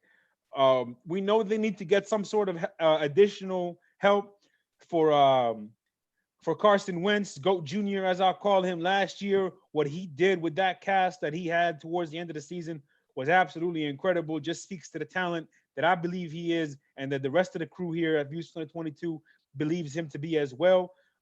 That's your franchise, that's your future, that's your money maker, that's your ticket seller, that's your jersey buyer, that's your popcorn seller, that's everything right now to the city of Philadelphia when it comes to football. And with the 21st overall pick, they're going to provide him some help. They're going to provide him a valuable player. They have decided to go with wide receiver T. Higgins out of Clemson. Thoughts, comments, concerns? We're going to jump to you, Germ. T. Higgins, This is another one of Vic's guys. What you're going to love the most about T. Higgins is he is extremely long and lanky, but he has some of the very, very best feet at the wide receiver position for guys his size. I like his ball tracking ability for the most part.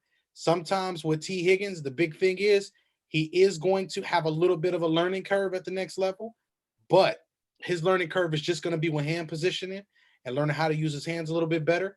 I'm gonna let Vic tie up the rest because that's his guy. Yeah, T. Higgins, man. If CeeDee Lamb is your best X receiver in this draft, T is very close to him. He's got the size, he's got the speed, he's got good foot quickness, like Germ said, for his size.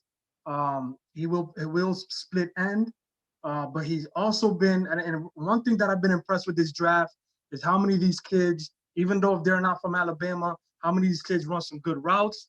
This kid is another big body receiver that runs some very good routes.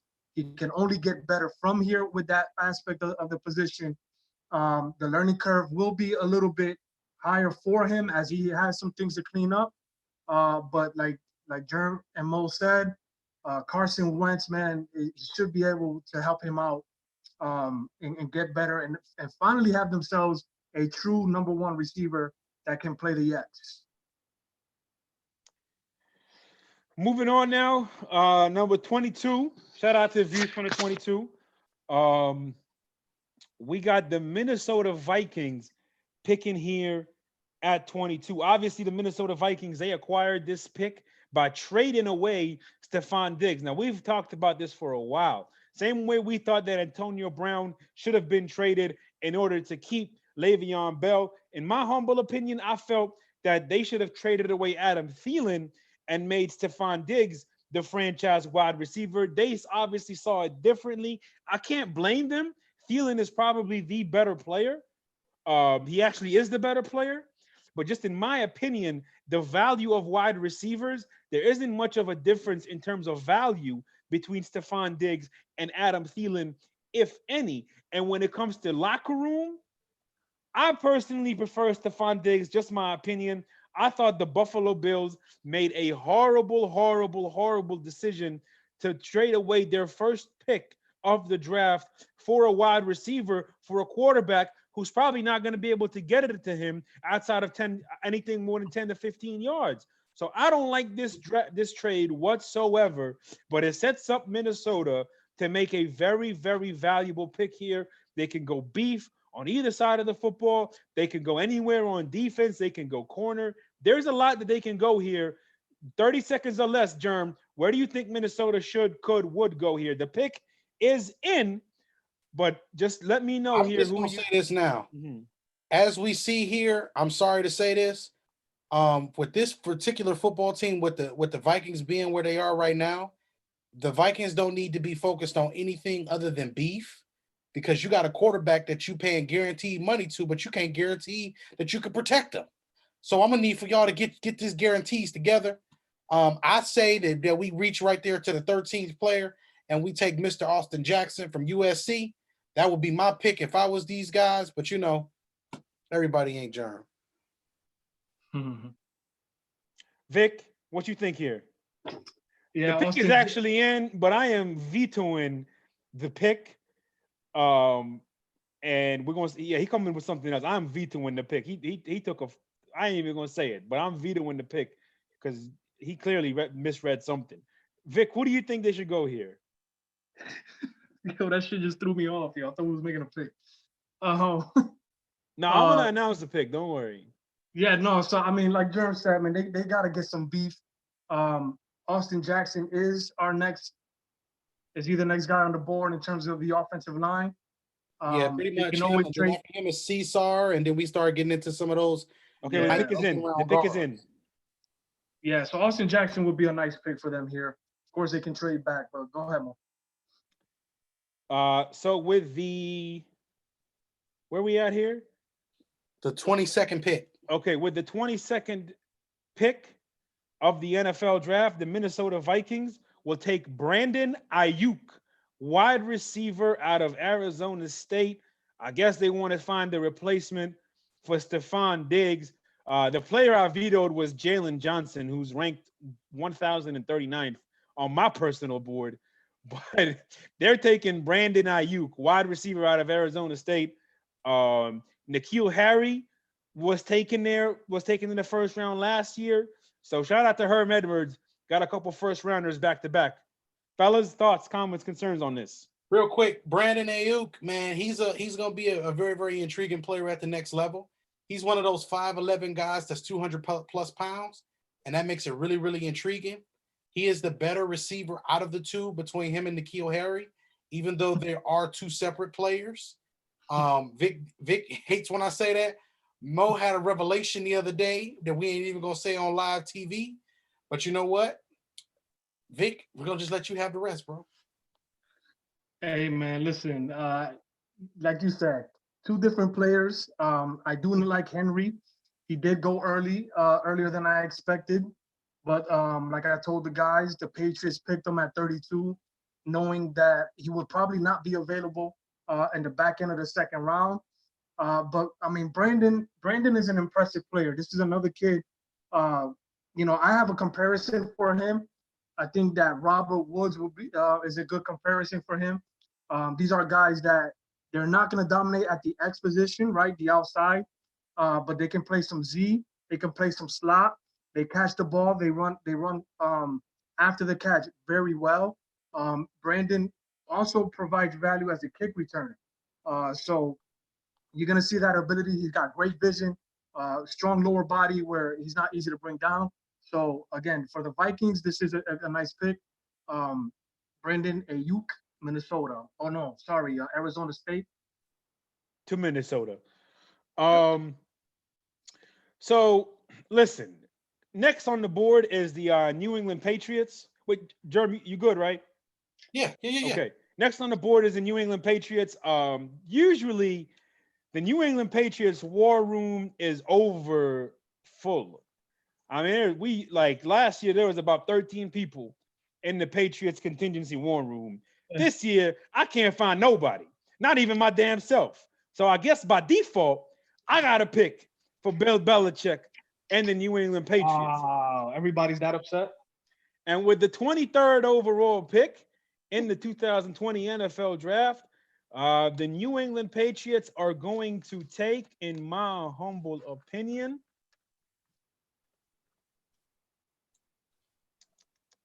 should I just take the? Never mind. I ain't gonna say the name. Go ahead.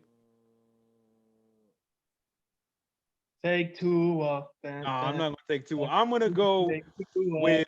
So here's the thing. Let me say this real quick about the New England Patriots. I know we've been talking about them for 20 years. Nobody's to talk about them anymore because Brady's not there. They're gonna fall into irrelevancy. That's fine. We understand that. But there's a lot of people. I really got to get this off my chest, as a matter of fact. I'm gonna sit up a little bit, make sure y'all can see the draft, y'all can see the big chest. Get the popcorn ready. The NFL media, from Shannon Sharp to and you name them, they want to convince everybody that Tom Brady, 6-time Super Bowl champion Tom Brady, handicapped Bill Belichick. Where the handicap to this roster came is simple. Julian Edelman. Julian Edelman plays arguably the most important position outside of quarterback to that Patriots offensive system, to the Earnhardt-Perkins system. He plays arguably the most important position. How do we know that? Because Wes Welker played that role and molded that role into becoming the most important position. However, the poster boy had a backup who was being molded and trained and groomed, and that was Julian Edelman. Over these last 3 years, they had nobody to replace Julian Edelman. And it's not like you can just find somebody off the streets to play this position. You need somebody who's going to be mentally aware and sees the game the same way Brady does. And the only way that's going to happen is if you would get somebody to be in the locker room, to be in the meetings, year in and year out, getting limited reps, but getting an unlimited amount of mental reps. So had they had somebody to replace Julian Edelman, perhaps Tom Brady would stick around a little bit longer instead of flying out to Tampa Bay and going to Florida where it's warmer. With that said, it is time they find somebody to replace for Julian Edelman. I think this is a pick that in real life, I think they'll look to trade out of. Same with the people picking behind them in the New Orleans Saints. With the 23rd overall pick, I'm going to get your reaction, fellas. The New England Patriots, back-to-back years, go wide receiver with Justin Jefferson out of LSU. Well, I'm going to start this off, and I'm just going to keep it real thug nasty and nasty thug for y'all. Listen, man, this is the third best receiver in this class. Why? He's the best in the slot, arguably, outside of maybe Jerry Jeudy. The next thing that I think that is the most important part is he does a very, very good job of identifying where he needs to be at with zones. Does a great job settling down. But more importantly, the biggest thing here that this gives Bill Belichick is it gives him an actual guy that he can move the offense along with to replace Julian Edelman. So, Bill, let's see what you do. Vic, go ahead, bro. Yeah, let me jump in there, bro. Justin Jefferson, I had a comparison for him. I didn't know, I don't remember if Jerm reacted to it, but Chris Godwin to me is a great comparison for Justin Jefferson. These are who Tom Brady, by the way, is going to enjoy. These are two kids that can play very well in the slot, but their ability to catch in traffic is tremendous. Strong hands, high catch point, but also catching traffic, catching tight windows, and take solid hits because they play so close to traffic in terms of being inside the hash marks. Both Chris Godwin and Justin Jefferson do an amazing job catching in traffic, strong hands, like I said. And the Patriots will need a very smart, instinctive guy that can do that for whoever is going to play quarterback for them from here on out. And if they stay with the Earnhardt and Perkins system, who people don't understand that the only reason they ran it so much and with so many plays from that system, down in and down out, is because they had a quarterback and, like Mo said, the slot receiver to run all those option routes, like in Julian Edelman. So very good pick for the Patriots here. So we're going to go back-to-back here to move the pace a little faster. We got the New Orleans Saints at 24 and the Minnesota Vikings at 25. With the 24th overall pick, Janet Justice and the New Orleans Saints take quarterback Tua Tagovailoa out of Alabama. Fellas, thoughts, comments, concerns, suggestions, impressions, something positive, please, for Tua. Yeah. So I don't know. New Orleans. Why didn't y'all go Zach Bond or something? But I thought y'all thought I froze, didn't you? I did. I ain't even gonna lie to you. I thought you froze. I hate him. I hate him. Hey, he probably don't have nothing to say. He probably don't got nothing to say. Hey, look, I'm not gonna even sit here and lie to y'all. I did freeze in my mind mentally because I'm concerned about this pick. Look, man, Tua Tagovailoa, whatever his name is. Listen, I'm not gonna knock the player and say he's terrible, but he ain't up to par. At the end of the day, what I want to see from him is I just want to see him be healthy. That's the number one thing. I wish no injuries on no players. Extreme health is what we want for these guys because we wish we could do like Mal Madden to turn the injuries off. Everybody plays. You know what I'm saying? But for Tua, we just need to see him get a little bit better when it comes to pressure. When pressure comes, I need you to stand in that pocket tall. If you're going to take a hit, you're going to take a hit. If you're going to be with the football more often in some of these no huddles, I need you to not stare down your receivers because you throw a lot of bad interceptions that way. And those are the simple things. I'm going to go from there. Vic, I'm going to get you. Yeah, I could talk all day about Tua. I think that I was going to show some film, but we're trying to rush this. Of course, my internet not working, so we'll provide some film for him. I've seen comparisons to Drew Brees for this kid, and the only reason I will slightly agree is because they both throw a very beautiful deep ball. But Tua struggles with his intermediate throws consistently, and he struggles with his short throws consistently. His play style, like Germ said, he's very antsy in the pocket. You risk more chances of getting hurt outside the pocket running. Yes, sir. Stay in the pocket, take the hits there. With Tua, as you can see, he almost tore his hip off the bone. All right, his all the muscles off the hip, off his hip bone, because he was running out of the pocket. Throw the ball away, or take a sack. That's one of those mental things that a quarterback needs to understand when to do it. And Tua struggles with it, and he also throws the ball into coverage a lot. So this is a very interesting player because the three of us would agree we do not understand why he's getting so much hype. He has constantly played with receivers that are first-round picks, who will also have some first-round picks next season that played this season, and Devontae Smith and the other kid that Germ knows his name. You got Judy, you got Henry Ruggs, you got the running backs, Jacobs, who was taken in the first round, Harris, who will be taken the first or second round next season, Jedrick Willis protecting him.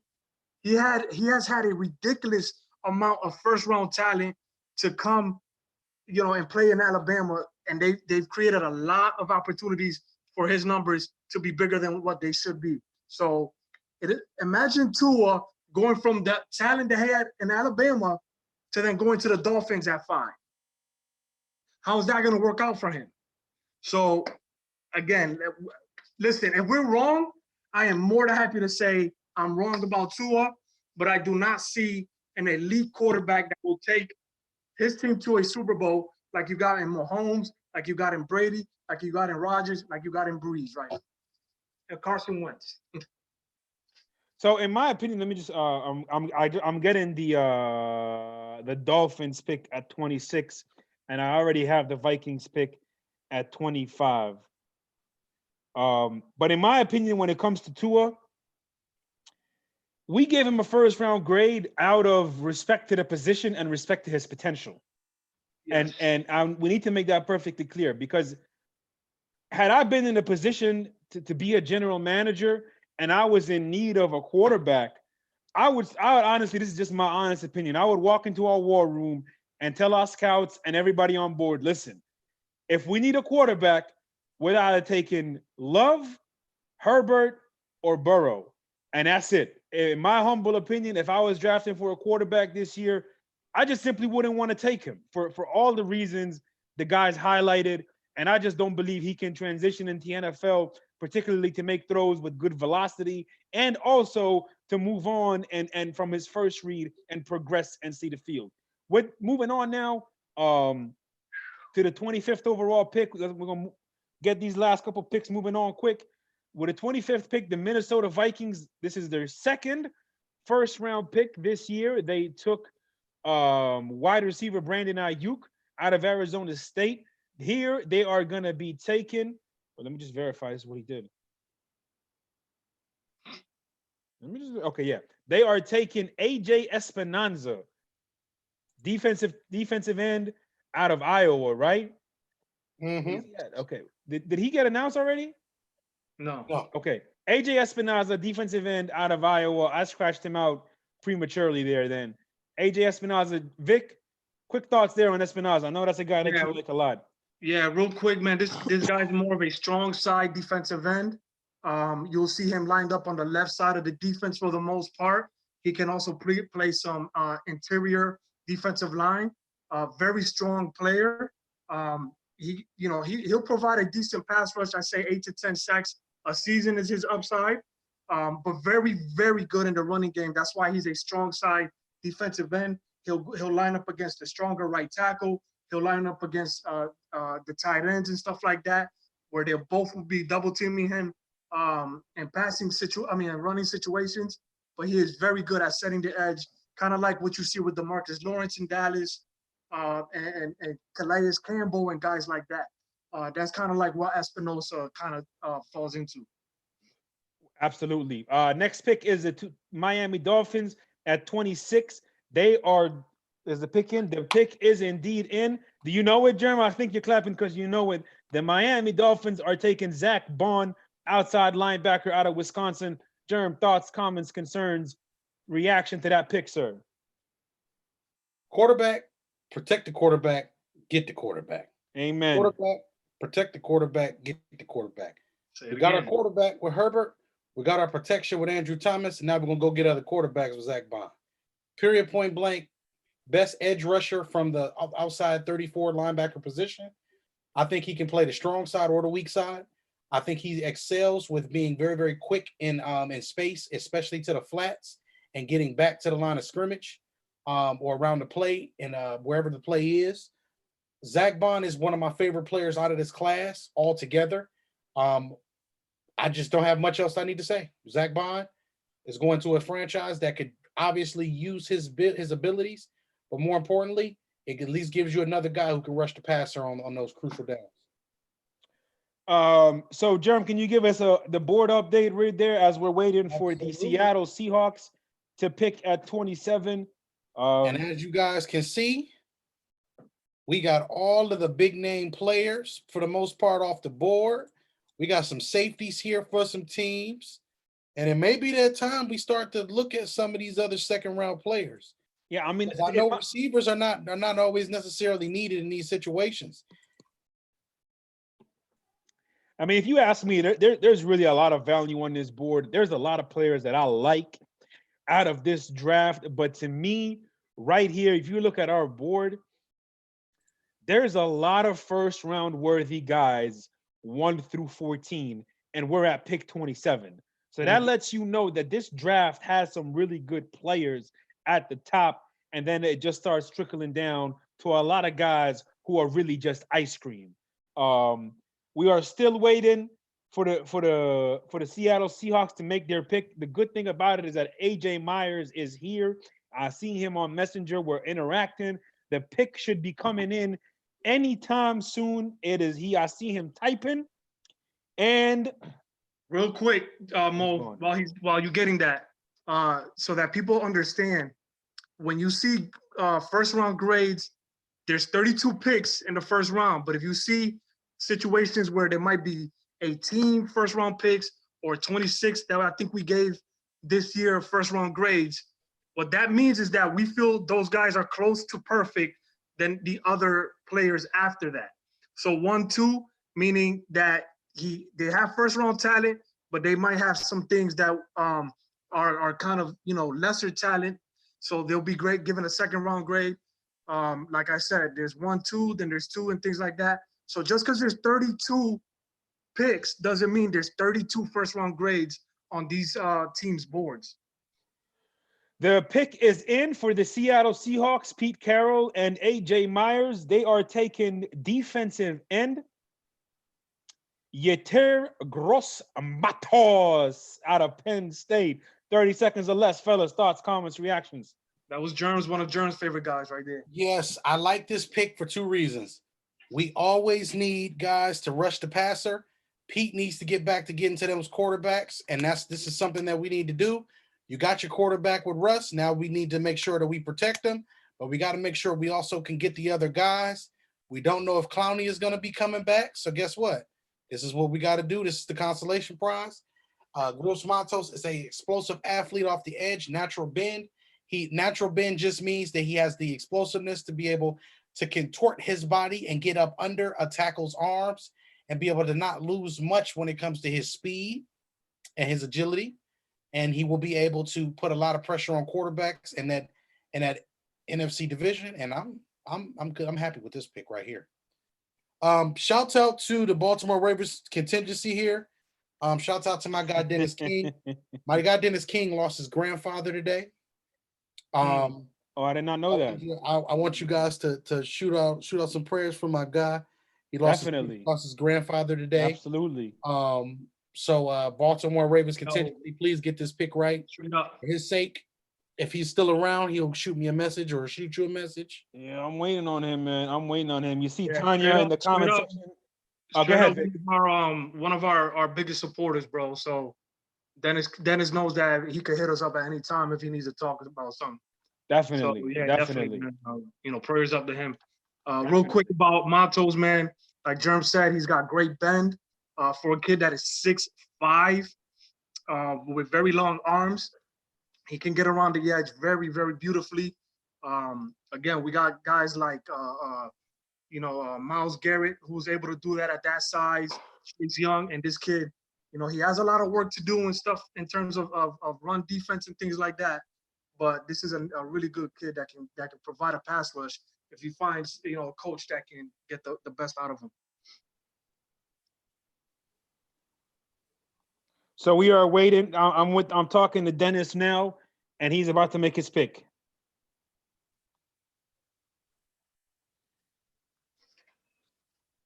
Did I scratch him out? Shoot, that's my bad. Okay. Germ, can you show us the board real quick, bro? Absolutely.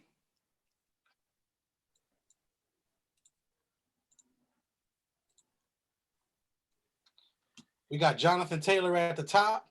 He's the best running back in his class. We still got Vic's favorite receiver, one of Vic's favorite receivers, Denzel Mims on the board. We got Grant Delpit.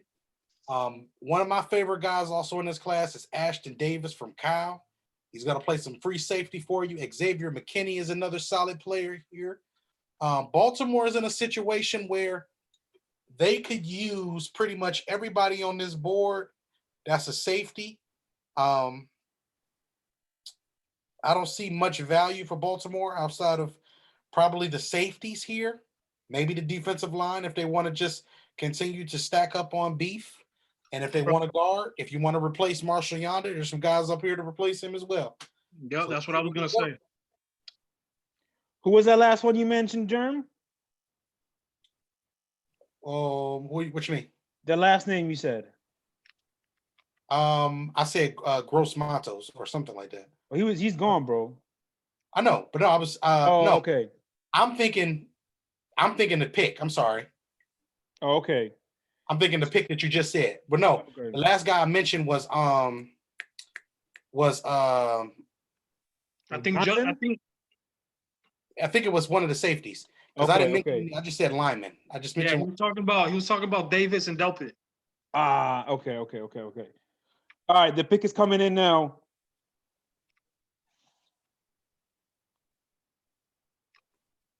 $10 seconds. I gotta give Dennis some guys, they don't, if I'm texting you when you're on the clock and you responding, I'm gonna give you a little more leeway. But if I'm not hearing from you, that's when I'm gonna press the red button.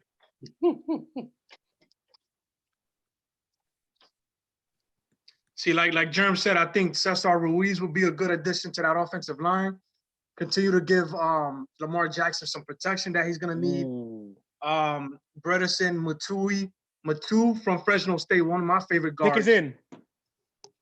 Go ahead. So with where are we at? 28? Yep. With the 28th pick of the 2020 Views mock draft, the Baltimore Ravens. Hey, shout out to Marshall Yonder, one of the best players of the 21st century, especially at guard. They're about to find his replacement. One of my favorite players in this draft, out of Michigan, Ben Bredesen, guard to the Baltimore Ravens. Fellas, 30 seconds or less. Comments, reactions? Go ahead, Vic. I'm going to let you take this one. So Ben Bredesen, guard from Michigan.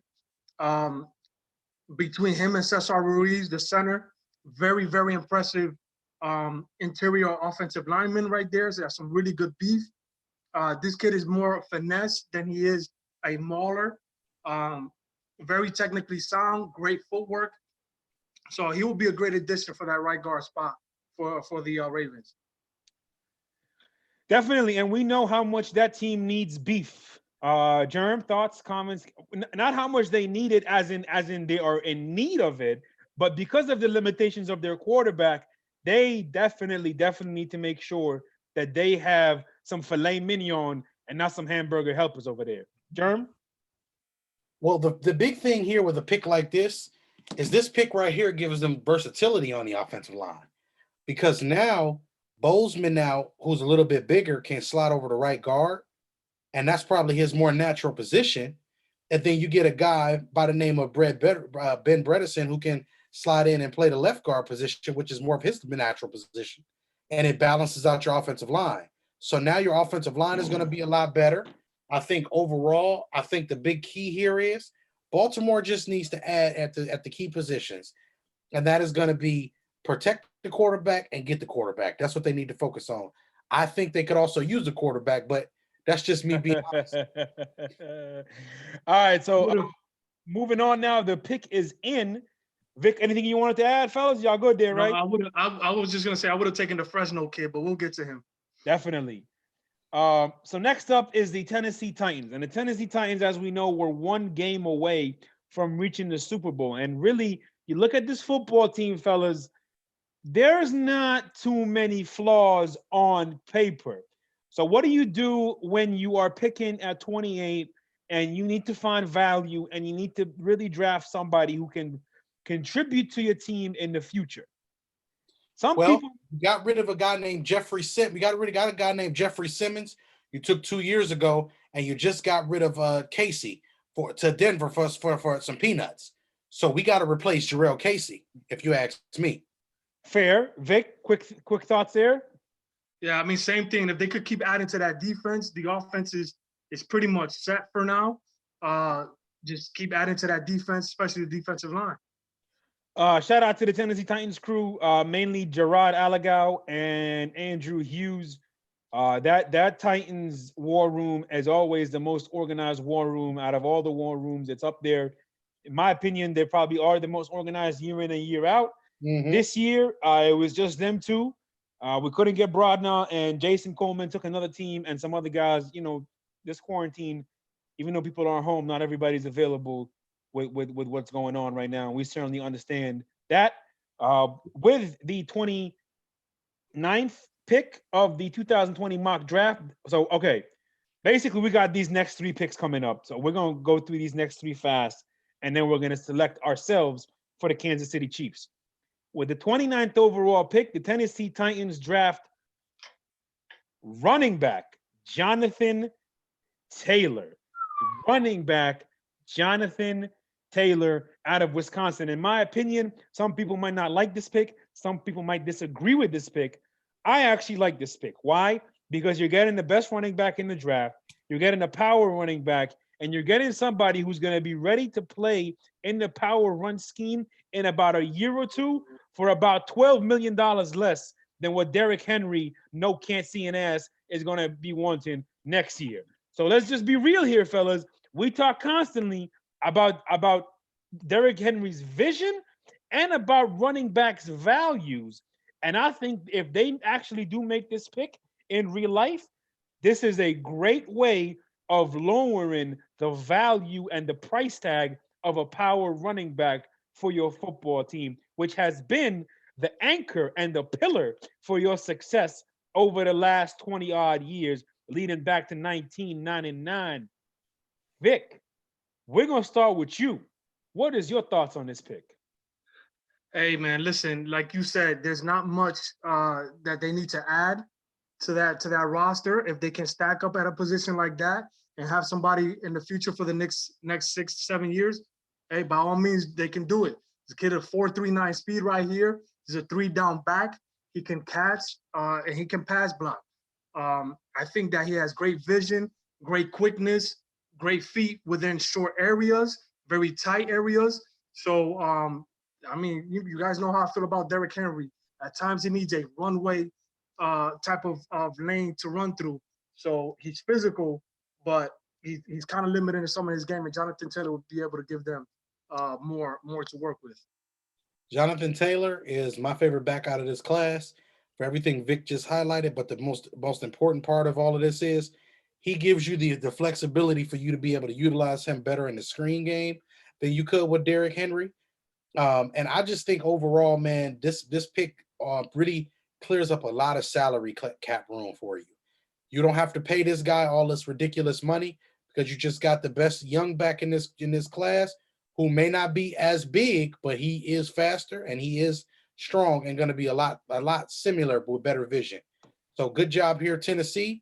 The Green Bay Packers are on the clock here, and I was gonna pick for them if you need me to. No, actually, the pick is in. I got somebody to fill in. That was Daniel Dunn. I say we, as in the three of us, we are going to be putting out 2, maybe 3 mock drafts of ourselves that we did on our own over these next week. This one, we wanted to do it for the members, and we wanted to show off our little style of being able to pull up our own and hold up our own with anybody. So shout out to Views from the 22, not only the crew, but shout out to the members as well. Best Football Group on Facebook. We are up to pick 30. We're going to go 30 and 31 back to back.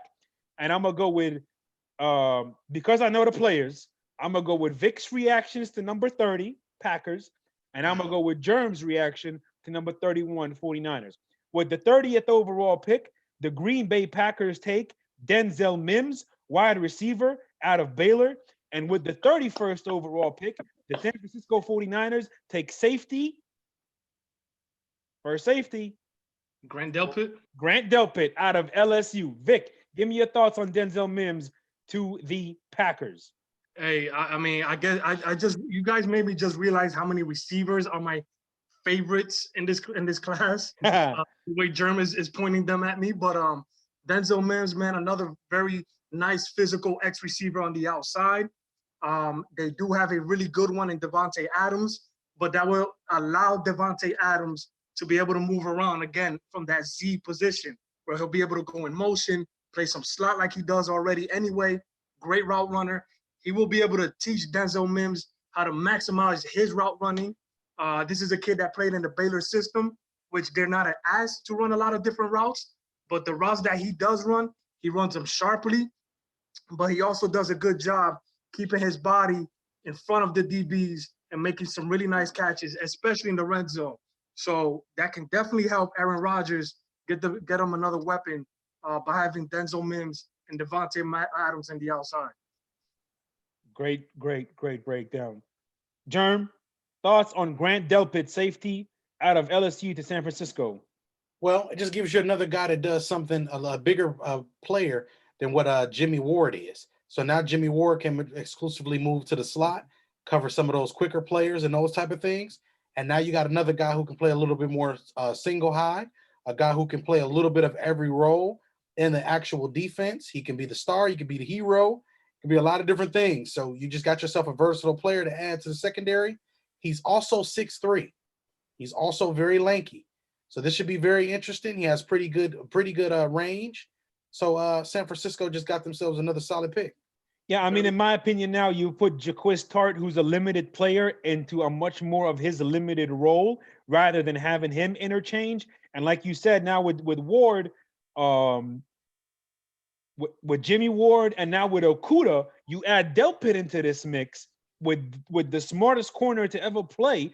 I'm gonna say it again, the smartest corner to ever play, and Richard Sherman. Now all of a sudden, San Francisco, instead of playing a basic cover 3 match pattern, now they can do a lot of things, give you a lot of different looks, a lot of things pre-snap, post-snap. I really like what this could do for this defense, and I'm sure Robert Saleh is going to have a lot of fun. If only they would have pulled the trigger, taken the risk. In the words of Hov, you got to come off the boat so you can walk on water.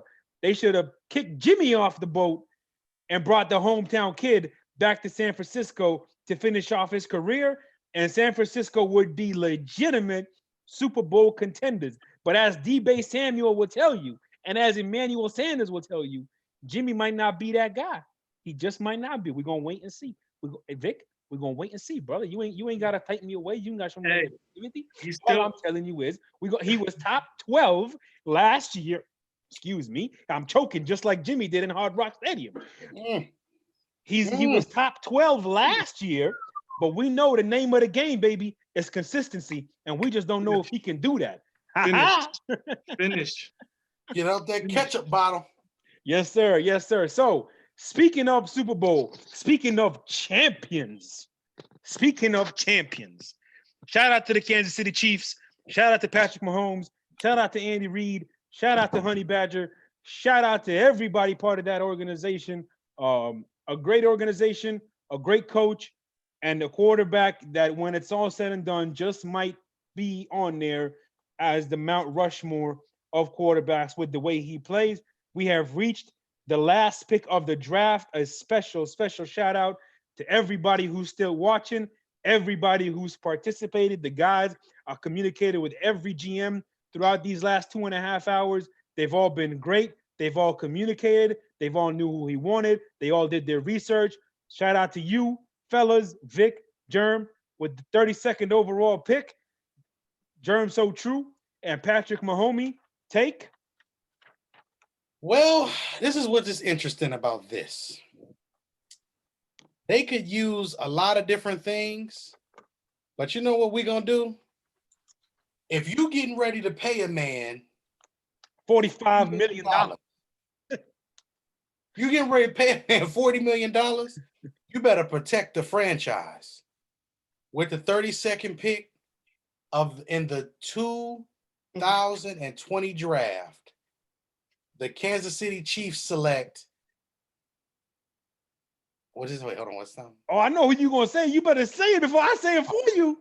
Austin Jackson. Hell yes. Hell hey man. yes. There is no way that you do not take this player. Let me gloat about him for a second. When you talk about a tackle with all of the physical skills, this is the most athletically gifted tackle in this draft. Mm-hmm. He needs an NFL strength and conditioning coach to help him refine his skills and make him run suicides and salads like Joel Embiid. Shout out to 94 Feet of Life. Mm-hmm. And I swear we will get a Tyrone Smith type of effect for this Kansas City football team. This will be the best left tackle, arguably, that Andy Reid has ever had at his disposal, to go along with Mitchell Schwartz on the right side, so you at least have your edges solidified and you can kick Eric Fisher in at left guard and out. Just kick him out. But just kick him out too. Don't make a difference. Just you can do either or. Hey, all I'm saying is you need to draft this kid, period, point blank. I'm not accepting no for an answer. Y'all can, that's all I need to say, man. Vic, you got anything you want to add to that, bro? Hey, man, listen, Josh Jones will make a case for the most athletic tackle in this draft, but Austin Jackson is a near second to me, in my opinion. This kid is an impressive player. He is also 20 years old as well. Will be 21 during the season. So a lot of growth for that kid too. If he does have to sit a couple games, they can afford to do that with him. But definitely a great pick. So once Germ stops sharing his screen there, we're gonna go to final thoughts. And we're gonna wrap this up. Again, shout out to everybody who's watched this whole thing. Shout out to everybody who participated. We're gonna start with you, Germ. Closing thoughts. Man, look, every year, man, we get better. This year, we got the draft done in under 3 hours, bro. Under 2 hours and 20 minutes, bro. Under 2 hours and 30 minutes. Bro, we just need people to be ready. Let's draft. Let's have fun. I'm just happy we were able to do the draft again. 3rd, 4th year in a row that we were able to do it as a crew. Hopefully we got some, I don't know if we're going to have any gifts from this year like we've had from previous years. But the greatest part of this is, man, I appreciate you guys for showing up. Shouts out to the team, man. Again, man, you guys are always great. But the biggest thing is, man, shouts out to Vic. Shouts out to Mo. Mo gave me some credit this year for something that he didn't even need to give me credit for. But I just want to say these fellas do a lot of things behind the scenes like I do. This has been one of the actual harder years for us because it's a lot going on with the quarantine and everything else, man. This Views for the 22 squad, man, but we tight, man. These brothers is really about it, and we argue for 4 weeks straight trying to get this board together. I mean, when I say argue, we was arguing about players, but you would think we was married for 40 years the way we argue about some of these players. But you know what? At the end of the day, you know what we do? We always know where the other person's coming from, and it never gets to a disrespectful point and all things, man. This is a family here at Views, and we don't got time for that kind of stuff. Hey, man, salute to y'all, man. Let's continue to do this. And I'm gonna pass it along, man. Pass it on to Vic, man. Vic? Yeah, man. And, you know, like Jerm said, a lot of things been going on. Rest in peace to Kobe, bro. That was rough for us. I think we took a week and a half or something because it just that one hit hard. So Man. that 2020 hasn't had a good start, man, with the whole, you know, Lil Pop Smoke, New York rapper and stuff one. as well. New York took Mhm. that very hard. And now the quarantine situation for New York has been very hard, very difficult as well in this Northeast area. So, you know, let's just pray a lot, love a lot, man. That's all it is, man. And thanks to everybody that's still on here. 94 Feet of Life, guys, man. The support is crazy. Dennis, man, rest in peace to your grandpops. Amen. And you know, we'll just this Zoom thing. Zoom has been great. Them folks must be making stupid money right now, because I've been using it for several platforms now myself with views and this Primerica thing. So it's you know, there's some good good and bad things in life, but it is what it is. Thanks for the Absolutely. support again, and look out for some film studies on these players, man. Absolutely. Again, great job, fellas. There's a lot of boring hours that goes into scouting. A couple nights ago Good job to you too, bro, because you shot us out, but you was deeper in it this year. He's in an undisclosed location as always, but shout out to him, his brother, Sino. Hey, and now Sino that I can check in put with us backgrounds, every night, bro. forget it. I'm gonna be in an undisclosed location every weekend. Yo, shout out to Mo's brother Sino, man. For those who don't know him, they've been hanging out, man, and he Yes, comes sir. and checks in with me and Jerm. International. Yeah, that's the international player of the family. That's for sure. If anybody knows my little brother, that's the international player of the family for sure. But hey, man, I appreciate you, Vic. I am just a humble servant to these views, my brother. I'm gonna give a special shout out to April, Josh Storms, KG, Gerard Allegau, Marv, Omen Raktiv, Victor Mino, Omen Ratkiv, Roman Aktuv, Dion Reed, Dennis King, Tyra Love, Trav, Papa Simmons, Ronnie Jr., 94 Feet of Life, Jorge, Tony, Antoinette, who's going to be on the thread tomorrow for the Steelers, Robert Carr from INSC, Tanya Rogers, Myron Jenkins, also from 94, Joe Mava, Kevin Figueroa, Chris Ransom, Boston, Daniel Dunn, Jason Coleman, Andrew Hughes, Kevin Watson, Colton Ferrari, Kevin French, AJ Myers, Louis Mingo, Janet Justice, and her husband, Aaron Bullard. Those were all the mock GMs involved in the views from the 22 draft. Shout out to you. Shout out to everybody who watched. We love you. Take us home, True. Yo, shout out to the Godfather, though. Oh, of course. Shout out to the Godfather, the Cookie King, Jay Ham. Looking forward to my cookies. Y'all know how to do. 2-2. We out, y'all.